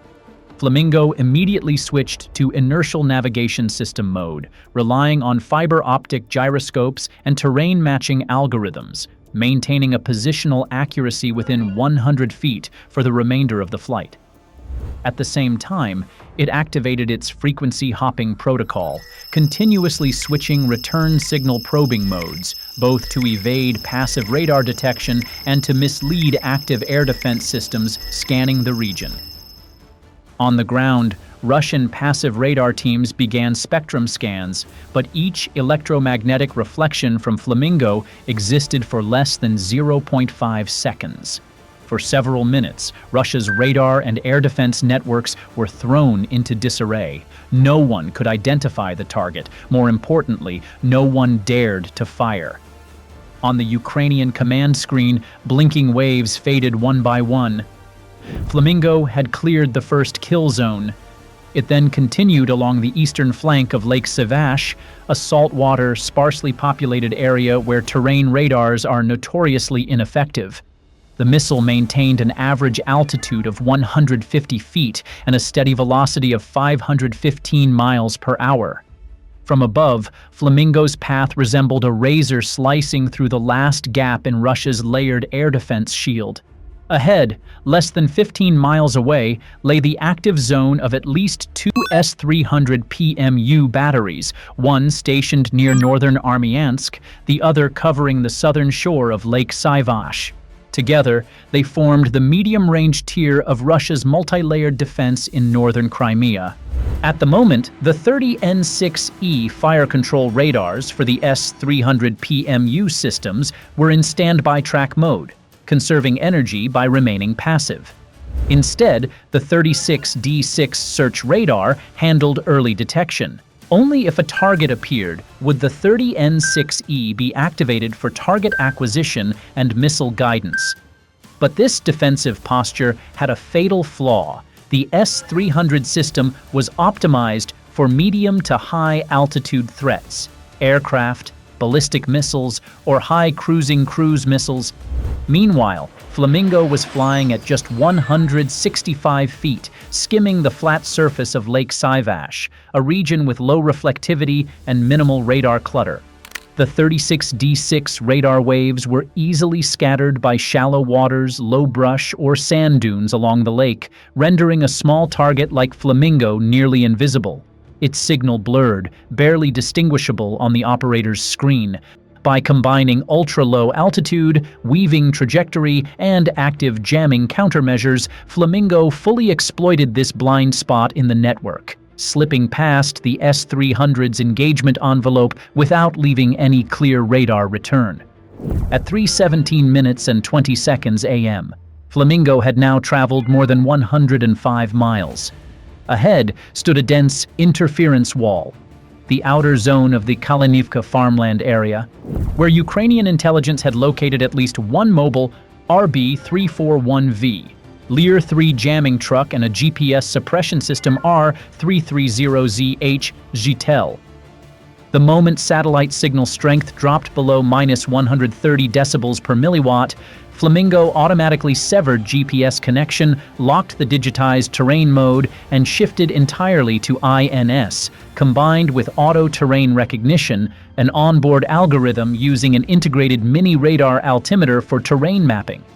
For the next 30 seconds, Flamingo hugged the farm terrain, skimming crop rows, tracing irrigation ditches and stream beds, dodging all greenhouses, residential zones, or large metal storage sheds. These objects, though inanimate, posed lethal reflection angles that could expose it to ground radar or thermal optical sensors on board Russian drones. At 3:18 minutes and 12 seconds a.m., at the Russian Air Defense Command Center in Jankoy, a weak interference signal flickered to the southwest. An alert sounded, but the blip vanished after 2 seconds, too brief to generate a tracking line. That night's weather brought low fog and high humidity, scattering radar signals, ideal conditions for low-flying cruise missiles. On the Ukrainian side, the Beaver drone team continued scanning for any change in the 91 N6E radar's pulse frequency, but everything remained silent. No one in the Russian command knew the missile was now less than 30 miles from them. At 3:20 minutes and 45 seconds a.m., Flamingo entered the final phase of its mission, the most densely defended zone around Jankoy, where Russian radars, Pantsir systems, and reconnaissance UAVs converged. Up ahead lay a single-layered defense belt, one Pantsir S-1 battery stationed along a drainage canal, a Nebo-M early warning radar site 4.5 miles away, and finally, the 91N6E fire control radar, the heart of the S-400 system, tonight's ultimate target. The missile dropped altitude to just 100 feet, hugging a narrow water channel. It shut down its onboard radar completely, entering full stealth mode. Only its INS system, driven by fiber optic gyros and preloaded 3D terrain maps, maintained its trajectory. From here on, there would be no human intervention. Either Flamingo completed its mission, or it would be destroyed deep behind enemy lines. At 3:21 minutes and 35 seconds a.m., on the Ukrainian reconnaissance UAV's infrared feed, the 91N6E radar suddenly switched to full track mode, indicating it had just detected a suspicious target from the southwest. But it was already too late. Flamingo was now just 3.5 miles from impact. No air defense system had time to respond. The Pantsir battery had already fired its lone interceptor at the decoy UAV 15 minutes earlier. The S-300 radars were angled skyward, unable to dip into ultra-low altitudes. The 91N6E had only just picked up the return echo, far too late to relay coordinates to the 5P-85TE2 launch vehicle. At 3:21 minutes and 49 seconds a.m., Flamingo accelerated. Its turbojet engine surged to full thrust, pushing its speed to 530 miles per hour. It tore across farmland, sliced through windbreak trees, punched through barbed wire fencing, and then, 2 seconds later, a blinding fireball erupted over the Jankoi night. The white flash lingered nearly 3 seconds before a rising mushroom cloud curled skyward. A deafening blast shattered the darkness. Its shockwave echoed across a 6.2-mile radius. The concussive wave shattered windows in dozens of homes nearby. Reconnaissance drones captured the aftermath. The 91N6E radar vehicle obliterated. Its antenna mast collapsed, flames spreading to the command unit and power generator truck. There was no return fire. No response from any remaining missile systems. Just 3 minutes after the explosion, NATO infrared sensors passing over the Crimean Peninsula registered an anomalous heat bloom. Satellite analysis from Sentinel's 3 to 5 micron band confirmed.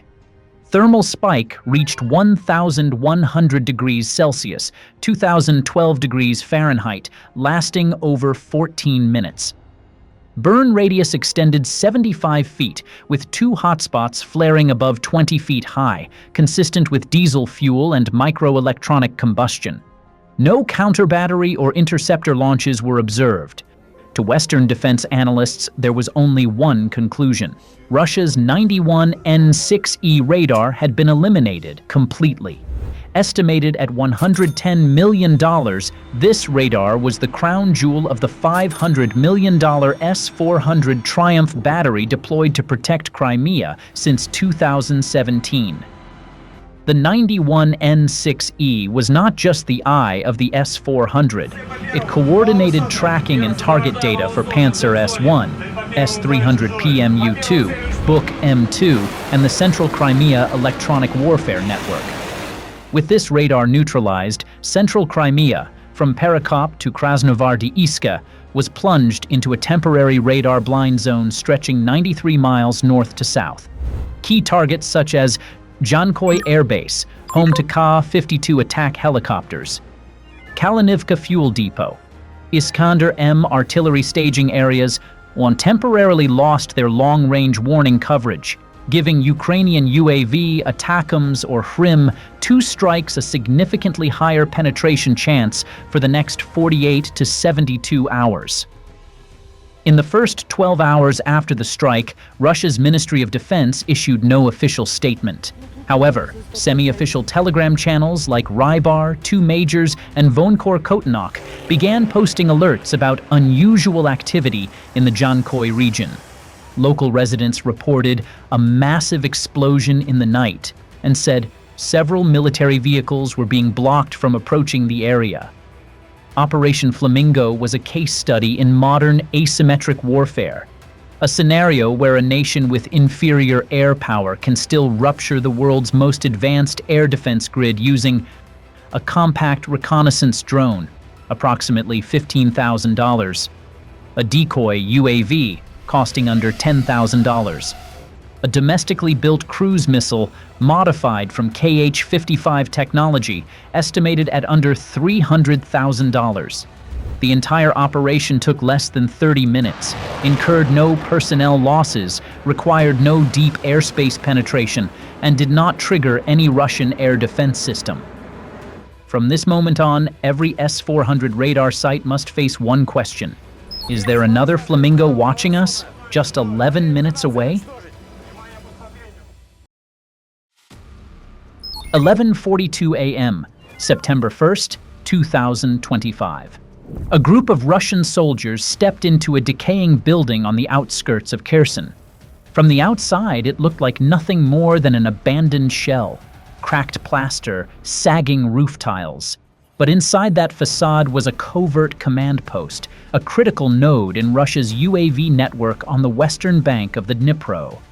From makeshift stations like this, Russia could direct over 40 Shahed drones toward Kiev every week, while launching at least 30 Lancets against Ukrainian artillery positions in Kherson and Zaporizhzhia. To the Russian officers, it was perfect. Buried inside a residential block, almost impossible to suspect. What they didn't know was that Ukrainian intelligence had already uncovered the site. For days, every emission and every movement inside had been tracked by a Leleka 100 UAV, silently transmitting data back to Mykolaiv. The entire layout had been mapped in detail, and today, as the Russian crew walked inside, the countdown to destruction had already begun. Within minutes, a Ukrainian MiG-29AS would release 2 GBU-39 small-diameter bombs, each weighing 250 pounds, precision-guided munitions aimed directly at the heart of that building, before a single order could even be sent. The GBU-39 is a dangerous weapon, 6 feet long, 7.5 inches in diameter, weighing 250 pounds. Its folding wings allow it to glide more than 60 miles from release point. But success required meticulous planning. The pilot would have to fly a demanding low-level ingress. Every waypoint needed precision down to the meter, slipping past Podlet K-1 radar and Panzer S-1 batteries ringing Kherson. A single timing error or deviation could doom the mission. The Ukrainian Air Force was ready. A single MiG-29 had been assigned, no fighter escort. Its only support, the Leleka 100 Scout and a pack of mini UAVs acting as decoys, all synchronized to the second. By 11:55 a.m., preparations were complete. 2 GBU-39s were locked under the wings, fuses set to instantaneous detonation, no need for deep penetration against a 2-story house. For defense, the MiG-29AS carried an SPS-141 jamming pod beneath its fuselage. On its outer pylons hung 2 R-73 short-range air-to-air missiles, a hedge against Russian fighters or helicopters. Under its inner wings, 2 370-gallon drop tanks extended combat range and guaranteed fuel for a high-speed escape. Inside the cockpit, the GPS over INS navigation suite was preloaded with target coordinates, cross-checked against live video from the Leleka 100. The bombs would lock onto their aim point with a margin of error under 3 feet. 3 minutes later, both RD-33 engines roared, and the MiG-29AS blasted off from its forward strip near Mykolaiv. Once airborne, Captain Mikhailo shoved the stick forward, dropping to just 165 feet, hugging the terrain in nap-of-the-earth flight. At this altitude, even powerful long-range radars were limited by Earth's curvature, leaving them blind beyond a few dozen miles. On the HUD, numbers flickered constantly. Speed 480 knots, altitude steady at 165 feet. A countdown glowed, time to release, at 12:08 minutes and 47 seconds.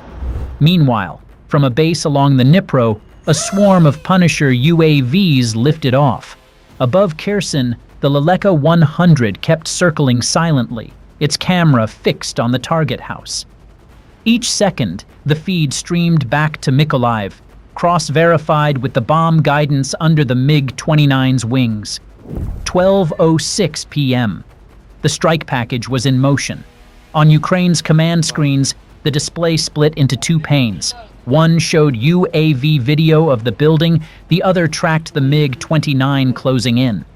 The Leleka 100's infrared camera zoomed in. The yard antenna trembled in the breeze, a window hung half open. Two Russian soldiers carried a crate of equipment inside. They had no idea every move was being broadcast live to Ukrainian commanders, and that death was now only tens of miles away. At 12:08 and 45 seconds, with 37 miles to go, the SPO-15 Beryoza radar warning receiver lit up. The needle swung northeast. A sharp alarm blared in the cockpit. Podlet K1 radar had painted the MiG-29. Mikhailo immediately rolled the fighter into a beam maneuver, flying perpendicular to the radar beam. This tactic made Doppler velocity harder to classify, buying him precious seconds. At the same time, the SPS-141 jamming pod under the fuselage began emitting broadband interference, distorting the radar return. From the southwest, the deception package activated. Punisher UAVs pulsed intermittent signals, their tiny radar cross-sections producing scattered false blips. Other drones climbed higher, leaving visible contrails, forcing Russian radar crews to divide their attention between multiple tracks. Inside the cockpit, the Beryoza screamed relentlessly. Mikhailo yanked the stick, holding the beam. At this angle, Doppler shifts became difficult to read, delaying a firm lock. Meanwhile, the SPS-141 kept flooding the spectrum, degrading the MiG-29's trace into a blur, lost in background clutter. At 12:09 and 5 seconds, the Beryoza tone shifted into a continuous higher-pitched scream, unmistakable. The MiG-29 had been locked by fire control radar. Panzer S-1 near Kherson was now engaged.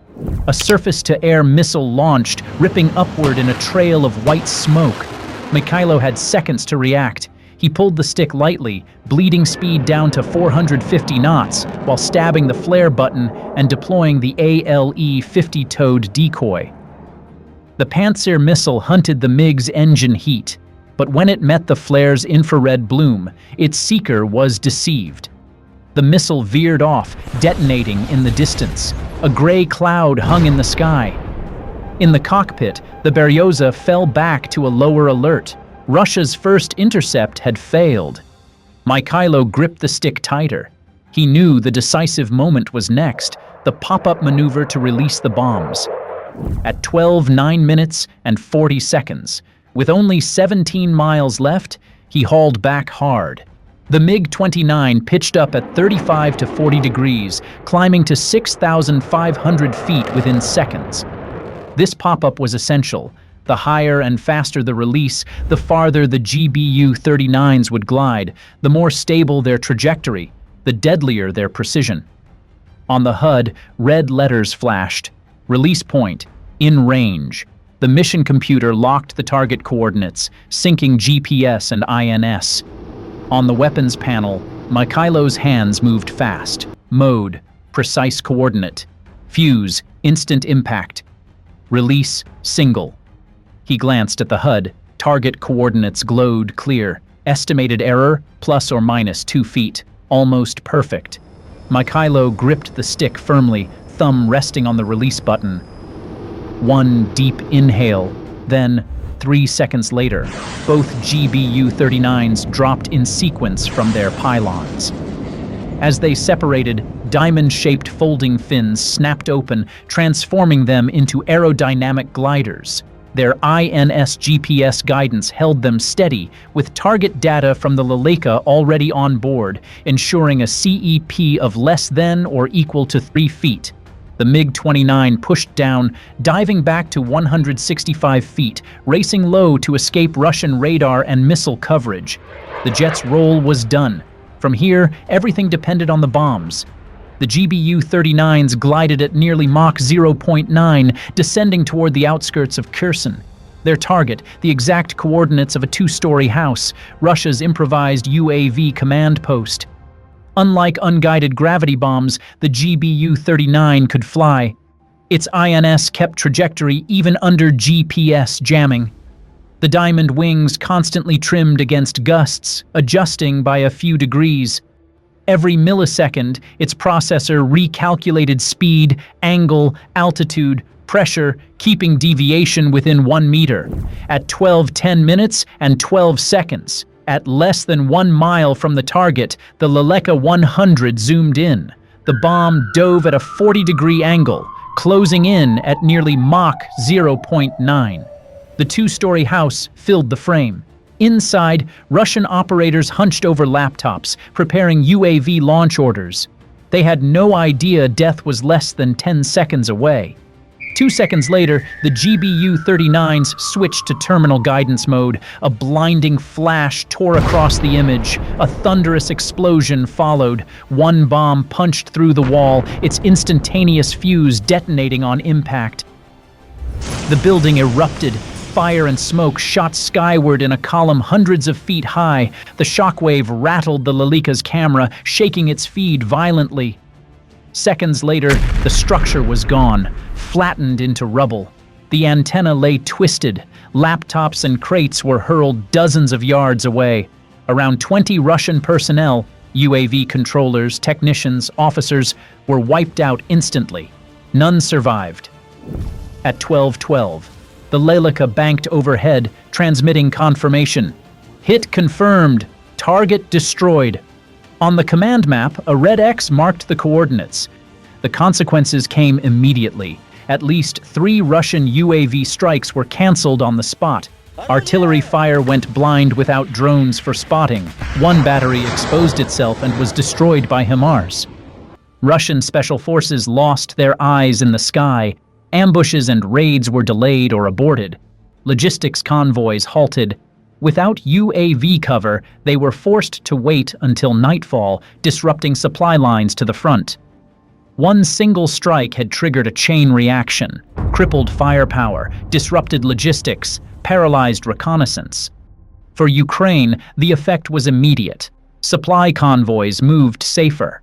Ammunition depots near the front no longer lived under suicide drone threat.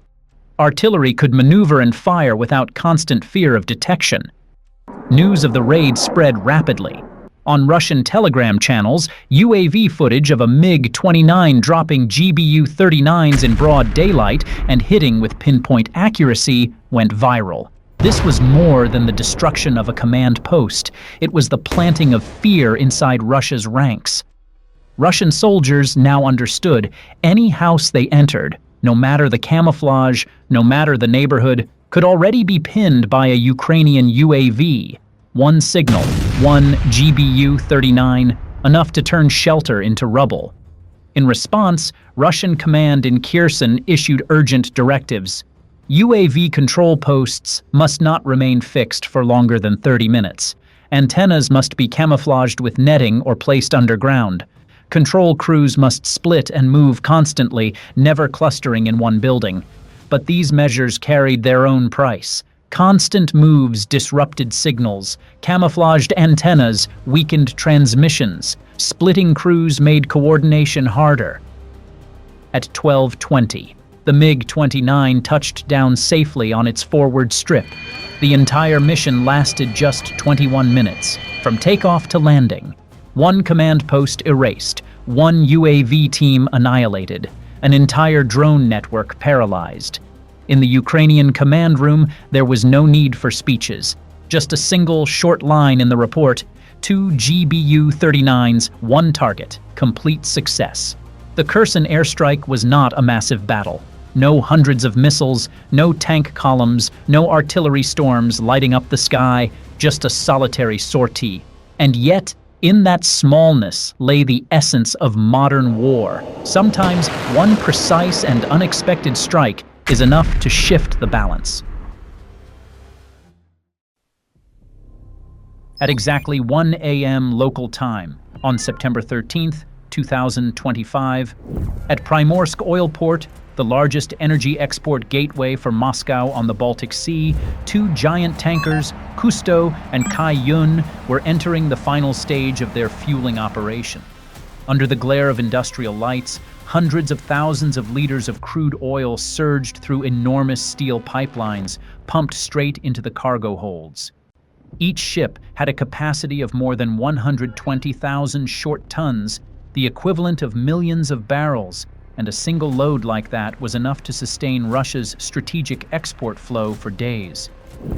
To Moscow, they were not merely two ships, but floating vaults, keeping the very heartbeat of the national economy alive and ensuring energy contracts with Europe and China did not break. To Ukraine, they were the single most ideal targets across Russia's entire energy export chain. Strike here! It's nothing less than a gash into the veins of Russia's gasping war machine. And within just a few hours, a black gold treasure worth over 200 million USD will erupt into an unquenchable fireworks display. At 1:15 a.m., from a covert launch site in northern Ukraine, the first Lyuty AN-196 UAV screamed into the night like a ghost. Every 10 seconds after that, another took off. Within 7 minutes, the entire formation of over 40 UAVs had left their rails. They were like a pack of trained suicide hounds, programmed days in advance, each carrying a warhead of nearly 65 pounds of PBX-12, a thermoplastic polymer explosive variant with superior penetration, all directed at a single objective, Primorsk Oil Port. Rather than flying straight in, the swarm split into three main axes, forming a tactical pincer designed to deceive radar and fracture Russia's air defense response. Center axis, 20 UAVs, hugged the rail corridor via Belgorod-Voronezh, flying under 656 feet, completely avoiding ground radars. East axis, 10 UAVs, routed via Tambov-Ryazan, skirting areas hosting S-400 and Pantsir S-1 batteries around Tula, the no-fly high-priority zone for Moscow. West axis, 10 UAVs, followed the Belarus border, using terrain masking and deep forests to evade long-range Podsolnuk and Nebo-M radars. The entire UAV formation was controlled through the Skynode-S platform, a low-level artificial intelligence system integrating computer vision, high-resolution infrared cameras, and real-time digitized terrain maps. Even if GPS signals were jammed by the adversary, Lyuty's Skynode automatically switched to inertial/localized navigation, using imagery streamed from onboard cameras to match against the digital map. Power lines, transmission towers, forest contours, drainage channels, all were mapped by the AI as vital navigation landmarks. No radio signals were emitted, no remote control chatter was required, and that is why Lyuty becomes a nightmare. It is effectively immune to Russian electronic warfare. At 3:41 a.m., as the swarm closed on the Urzhev area, roughly 140 miles from the Leningrad border, Ukraine suddenly activated a trump card that had been hidden since the start of the operation. From a control center near Kharkiv, a Ukrainian low-Earth orbit reconnaissance satellite was steered into action. This was not a routine spy satellite. It had been modified to carry a false reflection module specialized to jam radars. Its sole function, temporarily neutralize the relay radar chain along the Smolensk-Tver-Novgorod line. This was the critical early warning belt in northwest Russia, the line that allows the Russian military to detect threats from Belarus, Ukraine, or the Baltic. Over the next 7 minutes, Podsolnuk, Gamma-DE, and even Nebo-M radars were forced to process dozens of false returns from an electronic cloud moving in parallel toward the northwest. While Russia scrambled over the sudden flood of red blips on their screens, 40 real Lyuty UAVs slipped quietly beneath the sky, straight toward their true objective. the strategic Primorsk oil port. At 4 a.m., after nearly 3 hours of terrain-hugging flight, the entire UAV formation had closed to the Gulf of Finland approaches, less than 95 miles from Primorsk, when 5 UAVs from the center axis unexpectedly peeled off the main formation and simultaneously swung their noses up, climbing rapidly to 16,400 feet, turning themselves into bait in the sky. Each was fitted with a cluster of radar-reflective panels and a signal emulation transmitter, accurately simulating the radar signature of a high-altitude strike package. In the eyes of Russian radar, these were no longer UAVs, but a real threat. At 4:08 a.m., on the radar screen at the Lezhnevo early warning station in Novgorod region, 5 unusual returns appeared. The returns were clear, stable, and exhibited strong reflectivity. Immediately, the alert level in the area was raised to level 1. Within less than 2 minutes, the sensor panel at the local Air Defense Command concluded unidentified targets, slow speed, low altitude, but with unusually high radar cross-section, likely reconnaissance UAVs or small aircraft. Committable to engagement. A firing order was issued at once. 2 Pantsir S-1 batteries in Yaroslavl launched simultaneously. 4 57E-6 missiles streaked into the sky. From Cherepovets, an S-400 battery fired 2 48N-6E missiles, Mach 6, covering the entire target intersection. Just 40 seconds later, all 5 returns vanished from the radar screens. Thermal data recorded multiple fragments falling into the forested area north of Novgorod.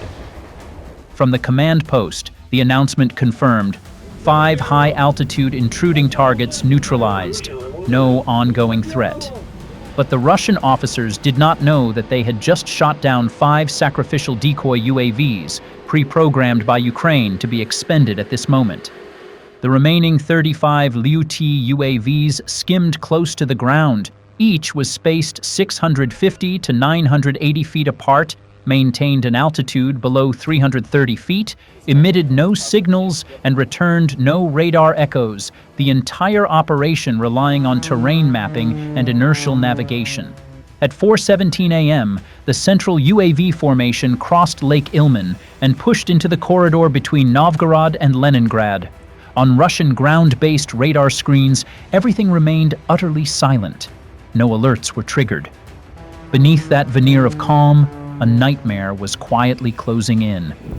At 4:22 a.m., the western wing approached the southern edge of the Narva Gulf, an area nominally covered by early warning radar posts and Pantsir batteries of the Leningrad military district. A faint blip began to appear on the Vyborg Air Defense Command's screen. The data was unclear. A fuzzy target, low speed, intermittent returns. An officer warned, it could be a flock of migrating ducks or a low-flying stealth target. But no one had yet given the order to open fire.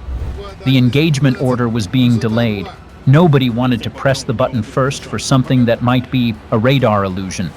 At the same time, the 10 eastern UAVs crossed the Onega Lake area and approached the Petrozavodsk-Vyborg rail line, one of the logistic arteries leading straight to Primorsk.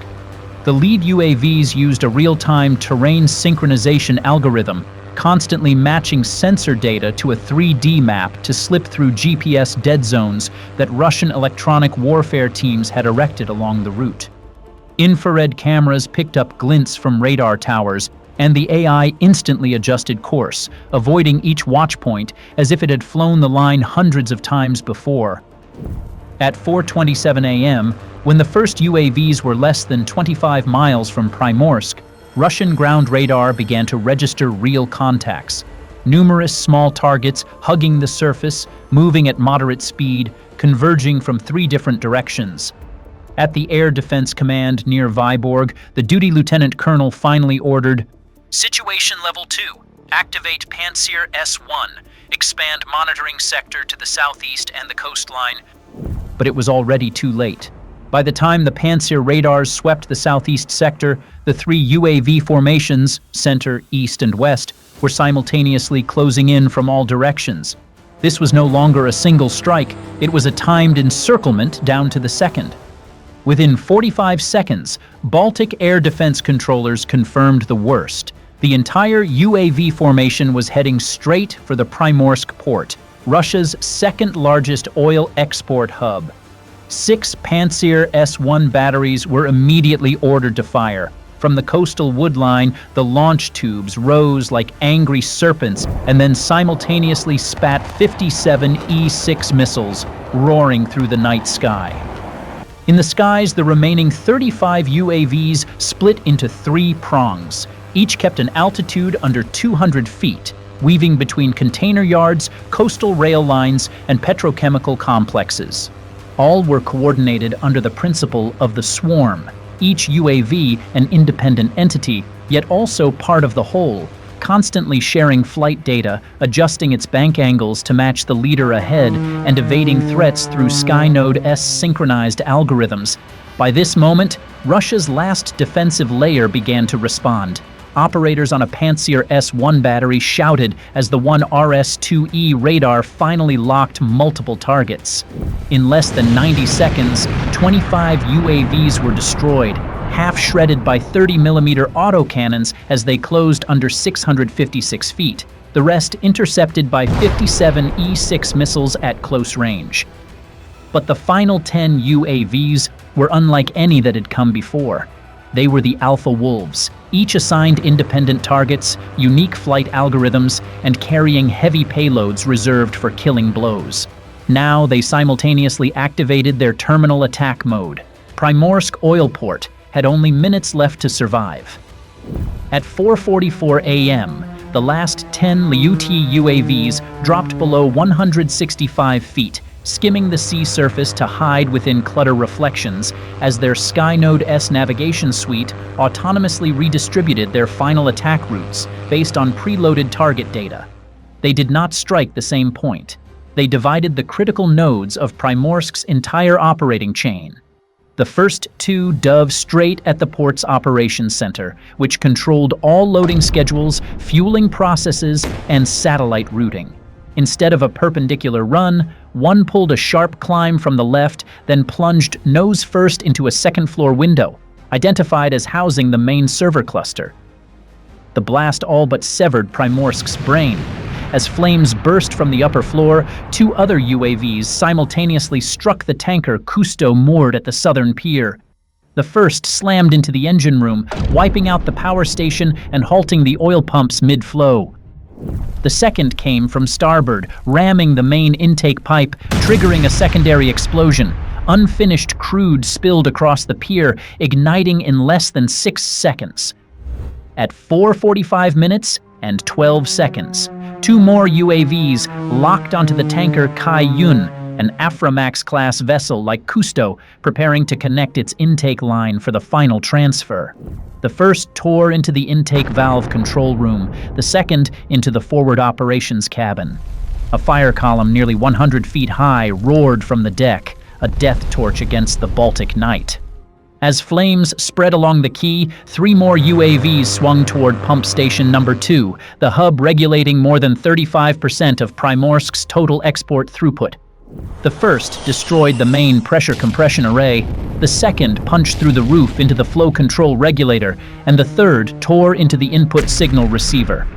Within just 0.8 seconds, pressure across the pipeline network surged beyond safe limits. Then, a thunderous blast ripped apart the pumping station's roof. Black smoke, scorching heat, and twisted steel fragments clawed into the sky. Primorsk had lost its pump station. In just 2 minutes, the last 10 UAVs had struck the port's vital organs. 2 supertankers of over 120,000 short tons ablaze, the central pumping station obliterated, all power and coordination systems cut. Fires raged out of control. When firefighters arrived, temperatures at the pumping hub exceeded 1,830 degrees Fahrenheit. With no options left, authorities were forced to seal off the entire port. Satellite imagery showed Primorsk as a blazing scar more than 1 mile long, with 2 core infernos and 4 secondary fires. Russia later confirmed at least 2 tankers destroyed, the main loading line to offshore vessels halted, internal power grids damaged, and fuel exports through Primorsk disrupted for days. Under the shock of the strike, all tankers in the Primorsk Gulf were ordered to withdraw immediately, triggering cascading logistical delays. The international oil market wavered slightly on the news, evidence that Primorsk was not just technical infrastructure, but also a financial and political linchpin.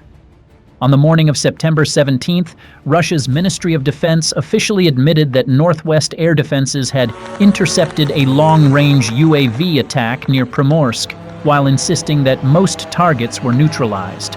No details were given about the actual damage to the port, yet within hours, international OSINT channels, including GEO-confirmed, had geolocated the strike area through nighttime satellite imagery, thermal readings, and telegram videos.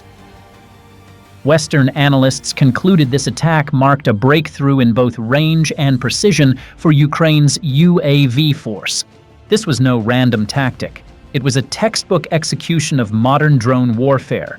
Swarm division, electronic jamming, deception, and simultaneous strikes from multiple vectors. The same playbook Ukraine had used to annihilate S-400 radars at Jankoy and Sevastopol. The raid cemented a strategic shift in modern war. With only a few dozen low-cost UAVs, each priced between $30,000 and $100,000, Ukraine pierced one of the densest air defense belts in northwest Russia.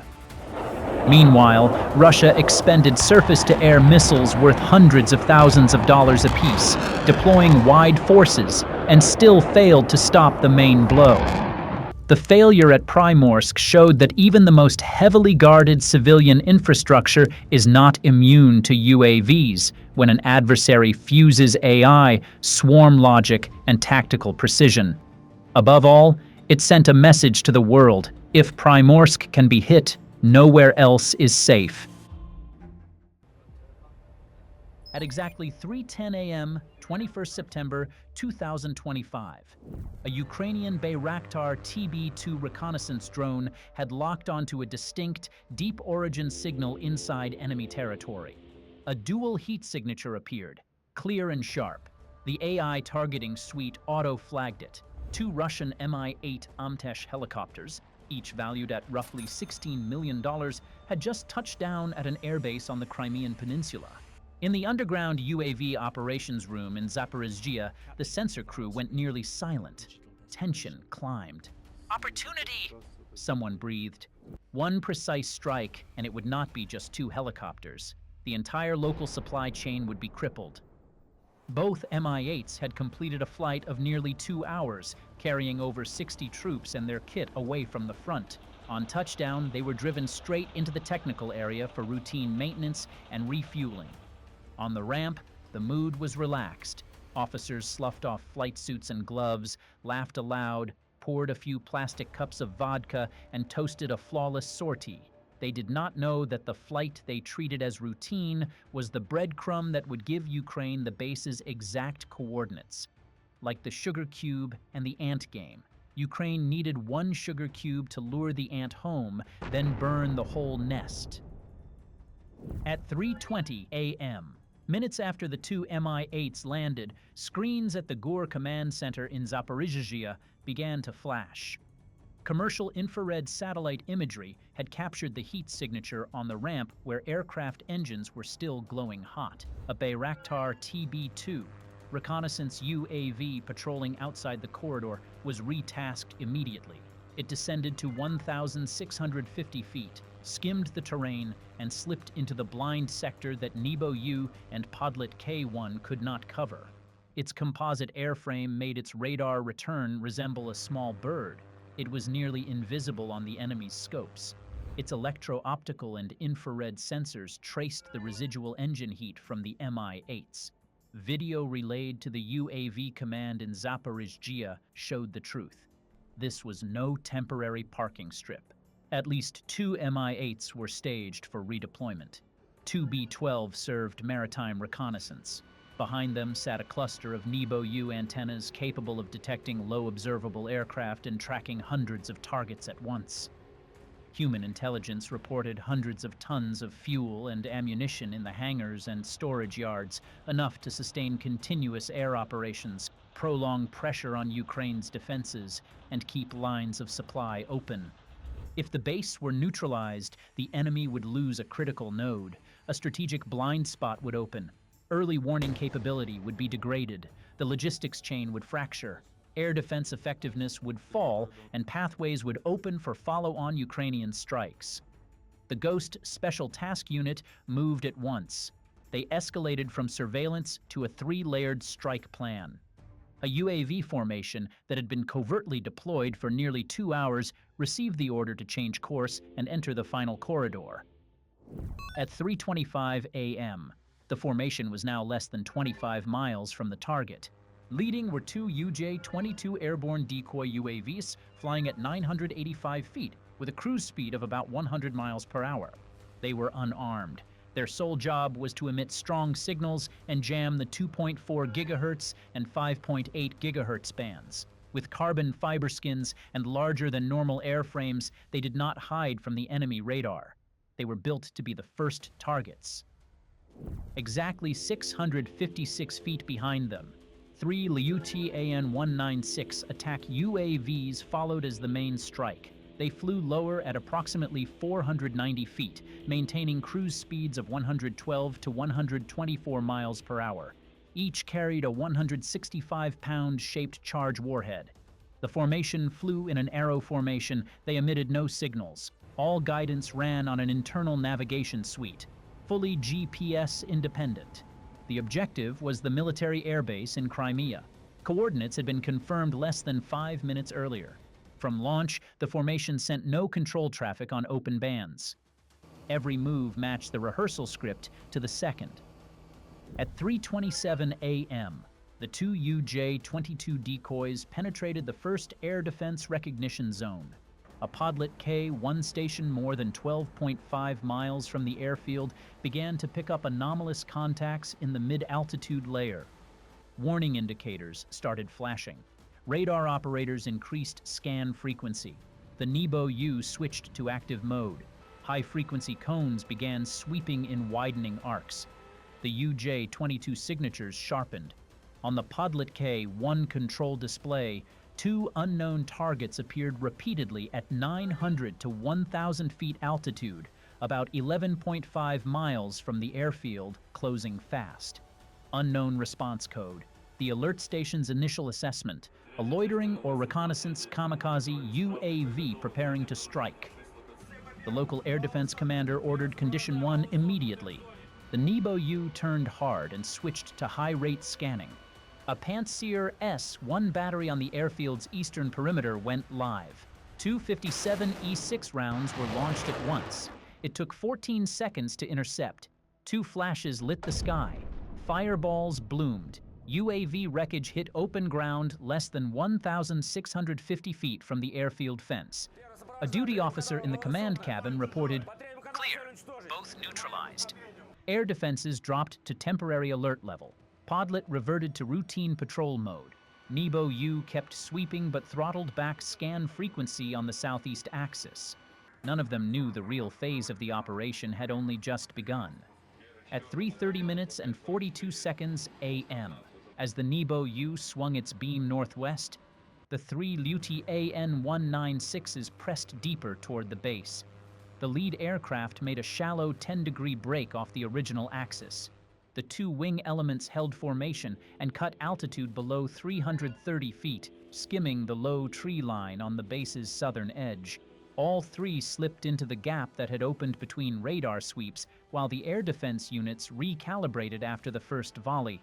The maneuver was pre-calculated to route through the intersecting nulls of two sweep arcs. A razor-thin window created by fragmented side lobes. It was just wide enough to transit and exit before Russian radars could relock. This is radar evasion craftsmanship. It has allowed Ukrainian UAVs to reach Moscow, Kazan, and as far as Astrakhan on the Caspian shore. While the Pantsir crews re-zeroed after the initial shots, the dagger tip had already pierced the outer defensive layer. Distance to the base fell below 10 miles. At current cruise speeds, the formation would reach the target in under 5 minutes. From this point, every flight control input exploited beam rotation timing and the Panzer S-1 reaction lag after engaging the decoys. 2 minutes later, the 3 UAVs entered the attack corridor together. Range coordinator confirmed.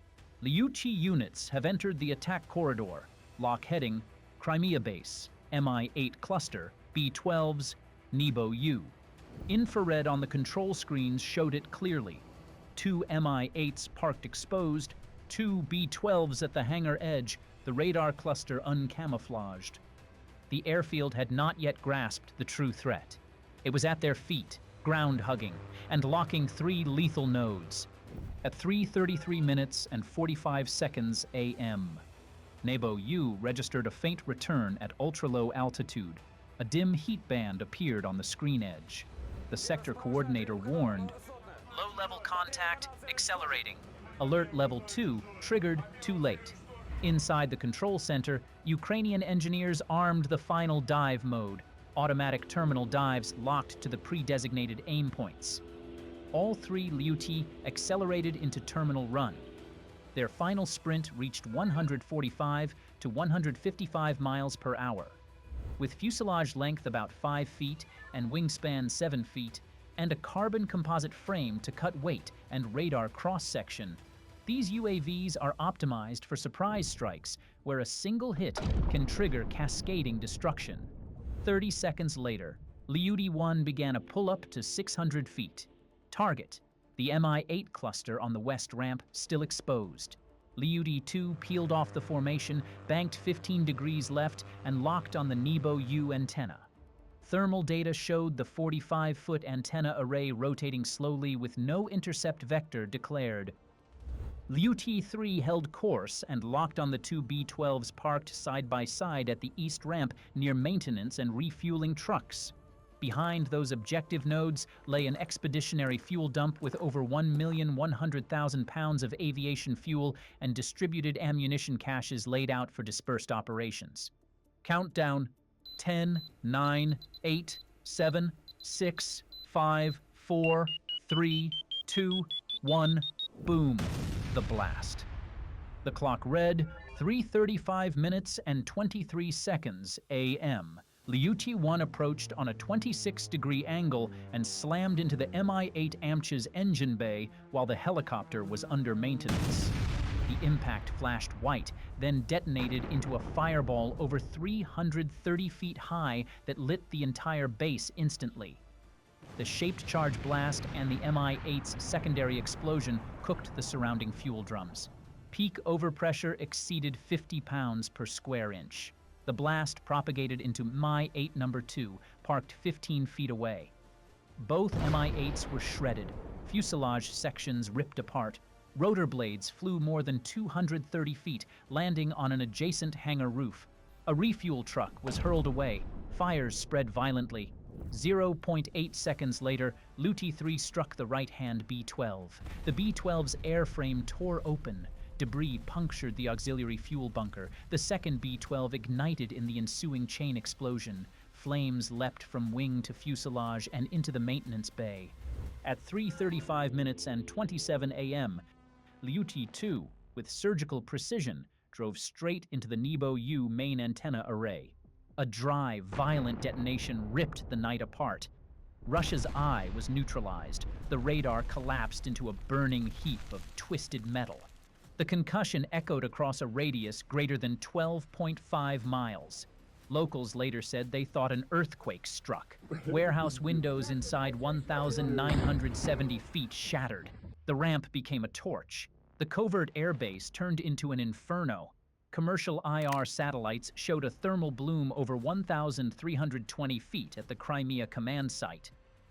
At 3:36 minutes a.m., Russia's UHF net sent its last message. Base under attack, radar damaged, aircraft damaged, requesting immediate assistance. Then silence. In under 7 minutes, the strategic air base in Crimea lost all defensive and air control capability and burned out. From radar to the Mi-8 cluster, the entire west ramp was incinerated. Fires climbed high. Black smoke trailed for hundreds of meters. Blast pressure extended into warehouses nearly 1,970 feet away.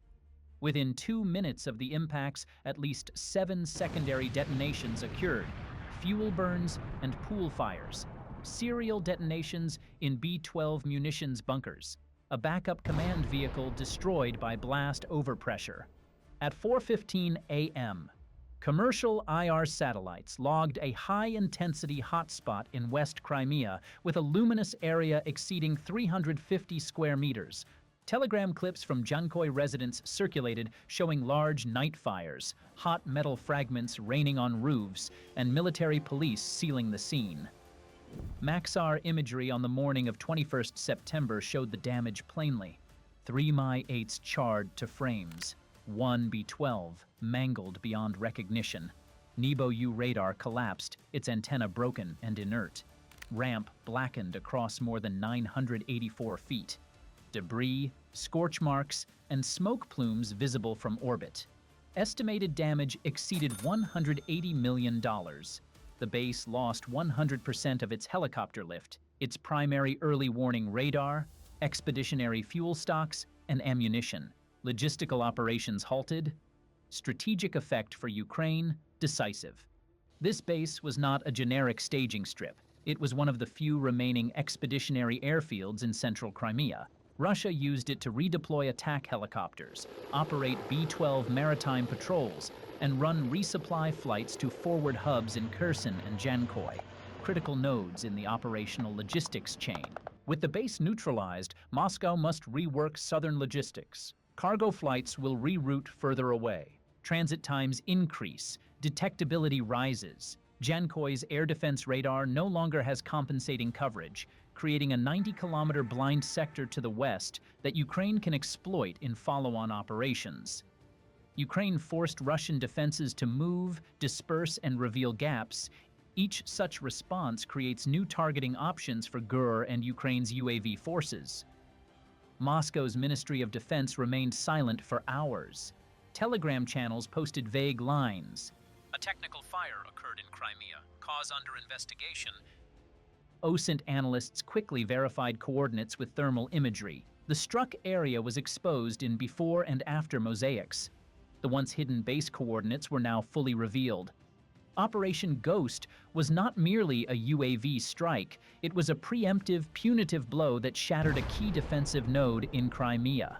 The Nebo-U's removal erased early warning on the northwest axis of the peninsula. The Mi-8 lift cluster used for troop redeployments and fast assault was knocked out. The B-12 maritime reconnaissance capability was degraded.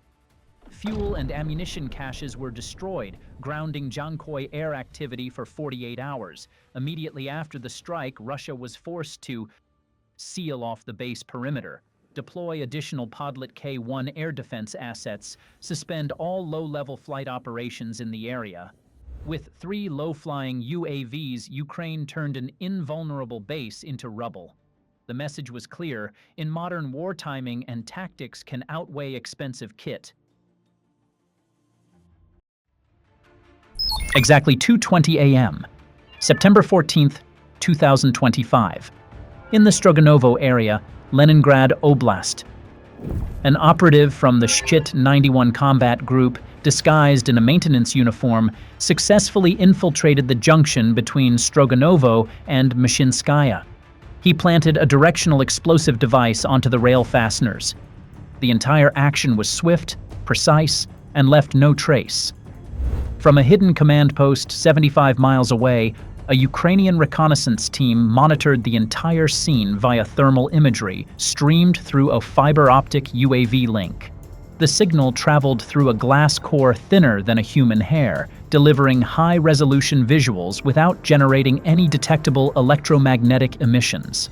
On the screen, the thermal feed appeared razor-sharp, the diesel locomotive glowing at 115 degrees Fahrenheit, each tank car holding steady heat signatures. Thermal output does not lie. It revealed that all 15 tank cars were fully loaded, carrying an estimated over 2.2 million pounds of diesel fuel. The connecting joints exposed clear weak points, vulnerable to impact. The train was moving along the single-track corridor of Luga-Gachina, heading toward the Gachina rail hub, the only surviving ground lifeline linking the Leningrad rear area with the strategic defensive belt south of St. Petersburg. The sheer volume of fuel on board was enough to sustain 3 armored brigades for more than a week. But the value of the train went beyond just fuel. After 3 separate road sabotage incidents near Luga earlier that month, the Luga-Gachina railway had become the last artery still intact. That was why Ukrainian intelligence elevated this convoy into a priority target. Cripple it, and the southern defensive ring of St. Petersburg would be starved instantly. The data was cross-checked. The air defense blind zone confirmed, the strike plan locked. This was not an impulsive act, but a deliberate plan, prepared in detail, waiting only for the prey to step into the trap to trigger a 2-phase attack. For the crew, this was a strategic transport, tightly guarded and cloaked in secrecy, but they had no idea the entire schedule had already fallen into Ukrainian hands.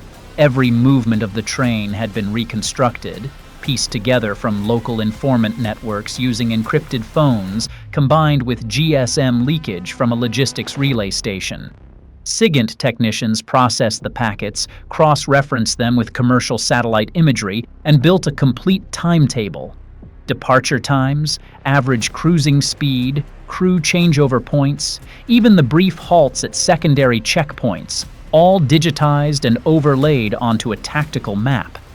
Thus, the Shchit-91 combat group was able to reach the junction between Stroganovo and Mashinskaya and rig the directional explosive to the track fasteners. This device was never intended to obliterate the whole convoy. Its sole purpose, create a blast strong enough to derail the lead cars. Once the train came to a halt inside the air defense dead zone, the real strike would begin. At exactly 2:35, with the train less than 7.5 miles from the ambush point, a disguised truck hidden deep in the forest sent out an encrypted signal. Moments later, 4 FPV drones launched in a wide arc, each carrying a small PG-7 VL anti-armor warhead mounted on a reinforced frame. These were not off-the-shelf commercial drones. They had upgraded cameras with 56 times digital zoom, hardened data links in jamming environments, and sustained cruise speeds of 100 to 112 miles per hour. UAV-1, locked on car number 3. UAV-2, targeted car number 9. UAV-3, moved toward car number 13. UAV-4, held altitude, ready to strike the locomotive if required. Inside the cab, the train chief was checking engine oil pressure and coolant temperature. Beside him, the co-driver scanned the brake air pressure and steady speed readings. All parameters remained within safe limits, but they had no idea. Unseen eyes were watching every movement as the train crept toward a trap already laid out. At 2:50 a.m., the train rolled into the open corridor between sparse woodland and meadows. This was the marked gap in air defense, where the charges had been planted. Speed, 27 miles per hour.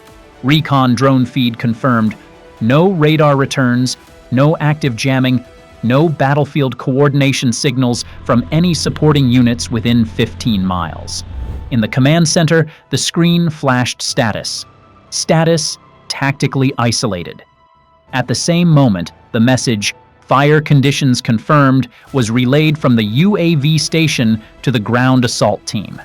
Immediately, all control stations switched to attack mode. Cabin lights turned from green to red. The UAV screens locked targets, plotted approach vectors in real time, and streamed guidance to the FPV drones now closing in. Countdown displayed 60 seconds, 50 seconds, 20 seconds, 10 seconds.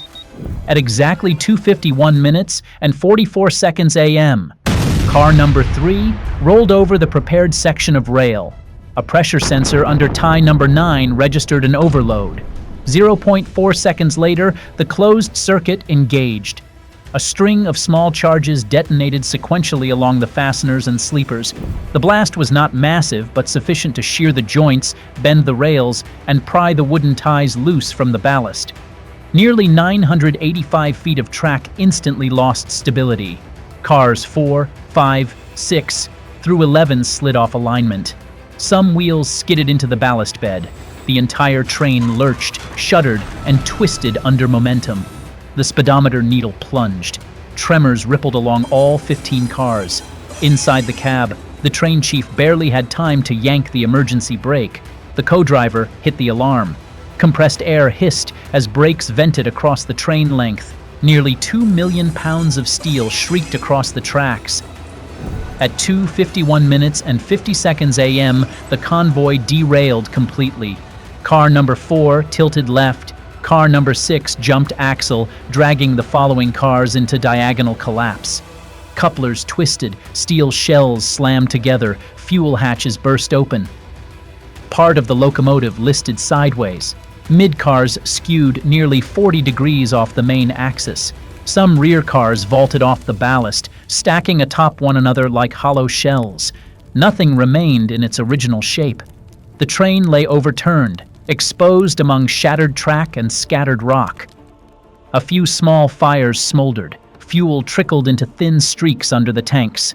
The beast had been ripped from its path. The crew scrambled out, desperate to salvage the convoy, unaware that the real killing blow was still inbound. Now the train lay like a wounded animal in the field, awaiting either a miracle or to become carrion for vultures. And Ukraine had calculated perfectly. No guard posts within 12 miles. The nearest settlement was over 5.5 miles away. No air defense, no rapid reaction units. All that awaited was the finishing strike, the one that would cripple the train beyond recovery, severing the supply artery feeding the Volosovo front. The entire operation had been scripted in advance under the hard stop, fast kill tactic. Force the target to halt at a pre-selected site, then destroy it with pinpoint UAV strikes. At exactly 2:52 minutes and 40 seconds a.m., from 3 directions, 4 FPV drones were closing in, less than 2 miles from the target. On the reconnaissance screen, everything was crystal clear. Stable speed, formation intact, altitude consistent. UAV-1 locked on car number 3, UAV-2 targeted car number 9, UAV-3 moved toward car number 13. UAV-4 maintained altitude, waiting for the order to strike the locomotive. At 2:52 minutes and 34 seconds a.m., UAV-1 crossed the abandoned highway cutting through the forest, dropping to an altitude of 100 feet. The camera shook slightly in the low-level wind. The operator made 3 manual corrections to stabilize the view. Attack range, 1,050 feet. Dive angle, 24 degrees. The target zoomed in within 0.8 seconds. The reticle held steady. 2 seconds later, detonation. The warhead pierced through car number 3. Diesel vaporized under pressure. A jet of fire shot 82 feet high. The blast wave knocked car number 2 off alignment. Flames raced through the coupling pipe and caught car number 4. The locomotive cluster ignited. Fire spread with the wind. Dense black smoke rolled upward. At 2:52 minutes and 50 seconds a.m., UAV-2 approached from the southeast. Target, car number 9, the convoy's center. Aim point, left side weld, just beneath the relief valve. The shaped charge punched through the tank wall, leaving a hole about 3 inches wide. Flames erupted, followed by a full secondary explosion. Cars 8 and 10 ignited in sequence. The 3 center cars burned as one. Thermal readings showed temperatures exceeding 2,200 degrees Fahrenheit. 3 seconds after the second blast, UAV-3 locked in. Dive angle, 28 degrees. Speed, 107 miles per hour. Wind stable. Camera axis, steady. Car number 13 was ripped open. Fuel sprayed outward, igniting in mid-air. Flames spread to cars 14 and 15. The tail section was now on fire. The train had split into 3 independent fire clusters. Front section burning for over 10 minutes. Center, flames spreading at extreme speed. Rear, newly ignited, thick smoke billowing. No one could approach. Even fire response units, if any existed, would be unable to reach the site for the next 30 minutes. At 2:53 minutes and 20 seconds a.m., UAV-4 still hovered above, unarmed. The blaze at the front intensified, smoke now obscuring the sight picture. From the control station came a single command: "Finish it!" 4 seconds later, UAV-4 dropped to 130 feet, the camera locking onto the diesel locomotive. It dove at a 25-degree angle, accelerating to 110 miles per hour. The warhead punched through the 0.8-inch steel engine housing and detonated after 0.3 seconds. The explosion was small but surgical. The engine block shattered. The drive shaft split apart. The transmission was pulverized. The technical bay ignited from within. The cab twisted, the entire locomotive leaning 10 degrees to the right, dead forever. At 2:55 a.m., the convoy was now a corpse. 3 blazing clusters still roared. Black smoke churned upward beyond 650 feet, driven straight toward Gatchina. 10 seconds later, the reconnaissance UAV feed went dark. The fiber line self-destructed. Within 4 minutes, the control team had packed every device, wiped mission data from the buffer. Nothing traceable remained. On site, the heat kept rising. Fuel still burned. Partially intact tankers began cooking off one by one. In under 11 minutes, a Russian fuel train carrying over 2.2 million pounds of diesel had been annihilated. By 4 FPV drones, 1 directional explosive, and less than $10,000 in operational cost. But the fire kept raging. The locomotive cluster poured out heavy smoke, the center blaze started to wane, while a secondary detonation in the rear blew the hatch of car number 15 clear across the western field. Fuel slicks kept burning on the ground, forming a 500-foot line of fire trailing with the wind. The remaining cars grew hotter each minute, threatening new chain explosions. No one dared to approach for the next half hour. Total damage: 9 cars completely destroyed, 3 heavily damaged. The diesel locomotive shattered off its axis, unsalvageable. The rail segment between Stroganovo and Mishinskaya was warped across 984 feet, with at least 90 sleepers torn out. Regional rail traffic was crippled. Cleanup and minimum restoration would take no less than 72 hours. Less than 30 minutes after the strike, the first videos surfaced on Telegram. From the edge of Mishinskaya, footage showed 3 blazing infernos, smoke columns rising like pressure plumes over 650 feet high. By 6 a.m. the next morning, Russia's Ministry of Transport released its official statement, brief, formulaic: a freight train experienced a technical malfunction and derailed due to track failure in Leningrad Oblast. No casualties. All cars were reported empty. Emergency crews are on site. No mention of drones. No mention of shaped charges. No mention of fire. But satellite images told a different story. 9 tankers burned out, frames twisted, hatches hurled dozens of meters away. Flames soared tens of feet high. The locomotive lay on its side, engine room obliterated. A smoke plume stretched nearly 2.5 miles toward Gatchina, visible even on commercial thermal satellite imagery released hours later. Opposition sources and Ukrainian intelligence confirmed the train was not empty. It carried diesel fuel, part of an operational-level logistics chain feeding the armored groupings south of St. Petersburg, a sector being reinforced for an expected counteroffensive later that month. Estimated losses: 9 cars, roughly 2.2 million pounds of fuel valued between $600,000 and $650,000. Locomotive worth about $2.5 million. Rail infrastructure damage requiring at least $350,000 for initial repair.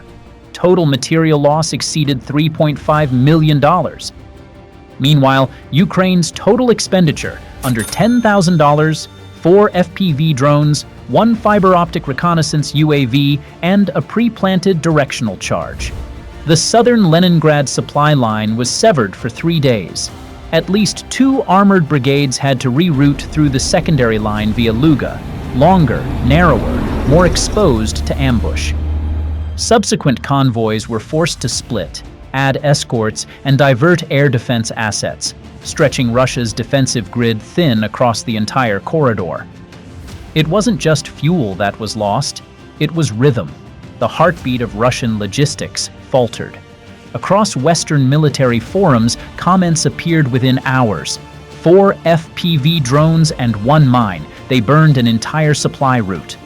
This is textbook asymmetric warfare and a warning to every other train. Russia lost over $3 million.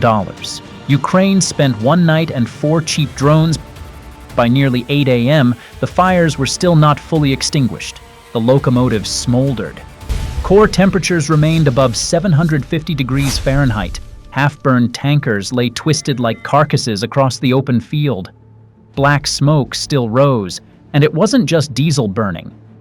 It was logistics. It was a system cracking from within.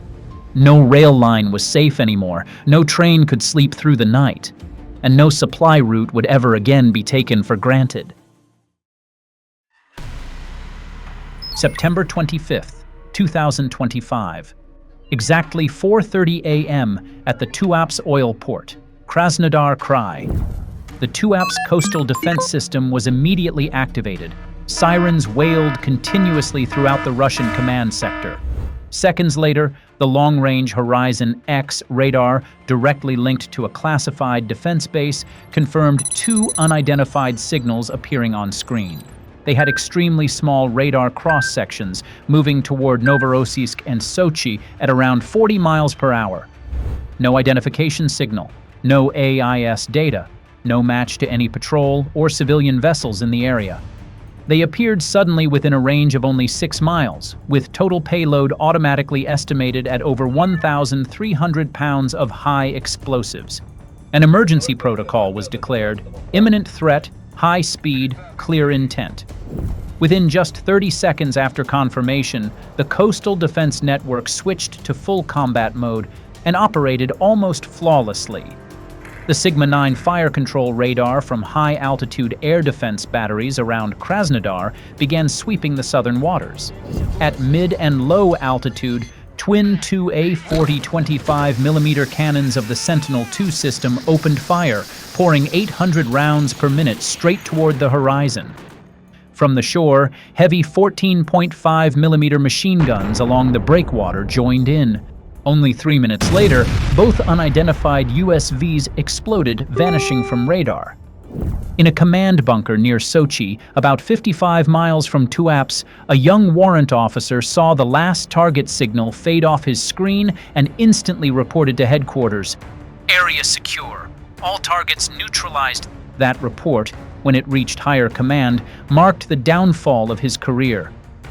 What they believed to be victory was, in fact, a deadly trap meticulously set by Kiev, and Russia had just walked straight into it. Every aspect of how the Tuapse port's defense grid operated, its reaction time, fire density, and target tracking behavior had been fully recorded. All radar signals, weapon telemetry, firing angles, and even detection blind spots were transmitted directly to the operations command center, located more than 310 miles away, inside an underground facility near Odessa, Ukraine.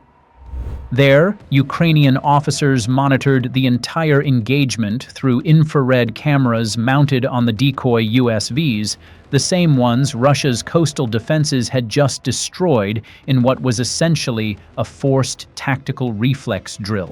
They were precisely 2 Sea Stalker USVs, equipped with forward-mounted IR cameras streaming live video back to command through one-way encrypted channels. Their carbon fiber and composite hulls not only reduced radar cross-section to 0.15 square meters, but also allowed for mass production at low cost. Dozens of such units could be rapidly built in hidden coastal workshops, enough to overwhelm an enemy's radar system. They were preloaded with digital terrain maps, sprinting toward shore at 40 miles per hour, completely below effective detection thresholds. But when they came within 6 miles, the rules changed. From stealth, they shifted to reaction trigger phase. Equipped with heat signature simulators, radar reflectors, and false signal transmitters, they stretched TUAPS's entire detection network to its limits. Exactly as scripted, the TUAPS defense grid awoke and unleashed dense fire. Radars, anti-air guns, and heavy machine guns all fired in unison. The Sea Stalkers did not retaliate. They died fulfilling their role, the opening move of a much larger game. For Russia, it looked like a flawless defense. For Ukraine, it was a pawn sacrifice to create space. A decoy strategy drawn to force the enemy to reveal its fire pattern and coastal defense layout. Meanwhile, the real blade of death was already closing in from another direction, just as the entire defense system had been deceived. Exactly 4:35 a.m., while Russian air defenses were still dumping their third volley into radar families. A formation of 4 Sea Hunter USVs slipped through the uncovered gap, approaching the port from seaward. There, 2 massive oil tankers of the so-called Dark Fleet were moored tightly along the dock. Huge steel giants, weighing tens of thousands of tons, lay dormant like sleeping beasts, awaiting millions of barrels of crude to be pumped through the maze of pipes across the pier. Among them stood out the Black Wave, a 120,000 DWT tanker flying the Liberian flag, registered under a shell company in Cyprus. Kyiv loved striking targets like this because, according to financial reports from Washington, oil revenue was Putin's only lifeline to keep his treasury afloat. Now the Sea Hunter formation had closed to less than 3 miles from the pier, preparing for the killing blow. The strike group consisted of 6 USVs launched from a covert mothership disguised as an old civilian freighter. The vessel was about 165 feet long, with a weathered wooden hull painted in rusty tones and no military markings. It carried an onboard Shadow Pulse electronic warfare suite to mask emissions and reduce the chance of detection by coastal radar or enemy ELINT sensors. On its deck sat 6 USVs divided into 2 mission groups. 2 Sea Stalker decoys were launched first, heading toward Novorossiysk and Sochi to distract, provoke, and trigger Russia's early warning response. The remaining 4, the main Sea Hunter strike group, held back, recalibrated their trajectories, and then switched to attack mode. Each carried over 660 pounds of directional explosives detonated either on impact or by remote command. Their targets were not coastal guns, radars, or warships, but the manifold junctions, the pumping nodes linking storage tanks with high-pressure transfer lines, the very points whose destruction could cripple the entire oil export port for days, even weeks. Hitting these meant far more devastation than striking fuel tanks. It was the critical weak spot in the energy infrastructure of the entire Krasnodar region. The mothership reached its launch point about 12 miles from target. At 3:40 a.m., immediately after, all USVs were deployed, detaching and speeding along their pre-programmed routes. Once its job was done, the vessel withdrew safely. Its return course was cleverly camouflaged, blending into real civilian traffic, using fake identification signals and normal cruising speed to evade tracking. 30 minutes later, it disappeared completely from both civilian and military radar. Exactly 4:45 a.m., the 4 Sea Hunters reached striking distance of the port. They accelerated simultaneously. Their jet thrusters roared to maximum output. Speed jumped from 40 miles per hour to 56 miles per hour, roughly 82 feet per second. Water exploded behind them, white wakes slicing through the dark sea. Range to target, 1.2 miles. The last active Sentinel-2 gun battery began rotating its barrels. The 2 Panzer systems had yet to reload after expending their ammunition on the decoy drones. At a distance of less than 2,600 feet, the 4 suicide USVs began to split formation into 2 groups. 2 of them veered toward the pumping station, the beating heart of TUAPS's logistics system. The other 2 maintained their central course, targeting the control hub and the oil tankers. The moment the 4 USVs were detected charging toward the port, the Sentinel operators, in panic, issued an emergency fire command. 6 40K-6 missiles shot out of their launch tubes, arcing into the sky with orders to destroy surface targets at close range. But the Sea Hunters were too low, too fast, and too close. The Sentinel battery only managed to lock onto the first target at a range of 1,000 feet before it hit the pump station. The interception succeeded, but it was the last moment of triumph for TUAPS's defenders that morning. The remaining Sea Hunter did not deviate. It held course and slammed directly into the main control building of the port's central coordination system. Impact speed, 56 miles per hour. The HX-9 thermobaric warhead detonated at the very instant of contact. Within a blink, the explosion consumed all oxygen inside the sealed structure. The pressure wave ripped apart concrete walls and steel panels, hurling control cabinets, electronics, and the entire operating system into chaos. The port no longer had a central brain, no electronic command. At exactly 4:46 minutes and 18 seconds a.m., right after the control building's detonation, the 3rd Sea Hunter closed in from the left flank, holding its attack line toward the fuel manifold complex.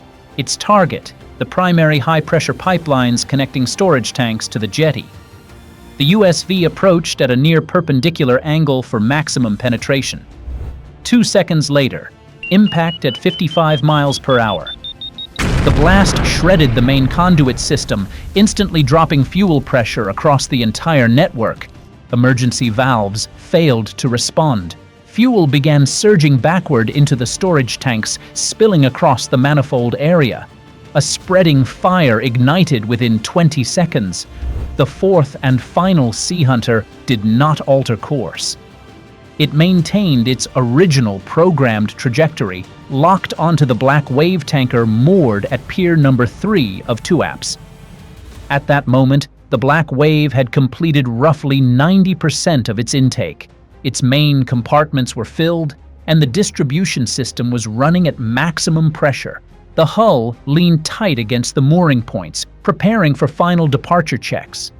But that ship would never leave TUAPS. At exactly 4:46 minutes and 29 seconds a.m., Sea Hunter number 4 rammed the hull directly beneath the bridge, right where the ship's main power circuits, temperature control systems, and bridge controls were located. The impact triggered the HX-9 thermobaric warhead, designed to detonate within confined compartments. The explosion annihilated all electrical circuits, incinerated communication equipment, and severed links to backup power. Moments later, the entire fire suppression system went offline. The vessel became a steel coffin holding tens of thousands of tons of volatile fuel, with no internal protection. Flames reached the mid-deck fuel bay, where tanks were fully pressurized. Heat rose so rapidly that insulation layers on the steel walls began peeling off in sheets. 10 seconds later, a secondary explosion erupted deep inside the hull, likely caused by vapor ignition in the confined gas space above the tanks. Fire surged upward from the stern to the main deck. Rising pressure forced the vent caps to burst open, ejecting thick plumes of black smoke. Fuel began leaking into the sea. The surrounding water turned slick with oil. When the flames touched the spreading slick, ribbons of fire raced across the surface, twisting and curling like living streams of flame, encircling the entire hull. There was no way to contain it. The black wave was no longer an oil tanker. It was a floating bomb, burning compartment by compartment. Within 90 seconds, the entire TUAPS port, from the control station to the pump manifold system to the pipeline grid and the strategic oil tanker, was struck at its vital points. Hours later, Russian defense officials announced that all hostile surface drones had been destroyed during the night and that every threat had been neutralized. But those claims meant nothing compared to what the world saw next. Images of a port engulfed in smoke, a tanker ablaze at the fueling pier, and damages valued in the hundreds of millions of dollars. This target was not chosen at random. Two apps alone handled about 12% of the region's seaborne oil exports. The destroyed tanker had a capacity of roughly 800,000 barrels, serving as a key link in the dark fleet used to bypass international sanctions. The port's annual oil export value was estimated at 12 billion USD. Oil from two apps was more than cargo. It was a strategic lifeline, coursing through covert shipping routes and opaque financial networks. Shutting it down meant choking the logistics funding of the entire military campaign. With an average throughput of 250,000 barrels per day, even a short disruption at two apps translated to losses of 25 to 35 million US dollars daily. An official statement came only after images of the burning port flooded international media. By then, there was no choice but to confirm the attack had happened, and its consequences were catastrophic. That morning, as two ops operated at full capacity, Russian defenses never anticipated an assault from the sea at such close range. For years, the two ops Sochi-Gelendzhik defense grid had been designed under a fixed assumption. Every threat would come from above, from afar, and through high-tech domains.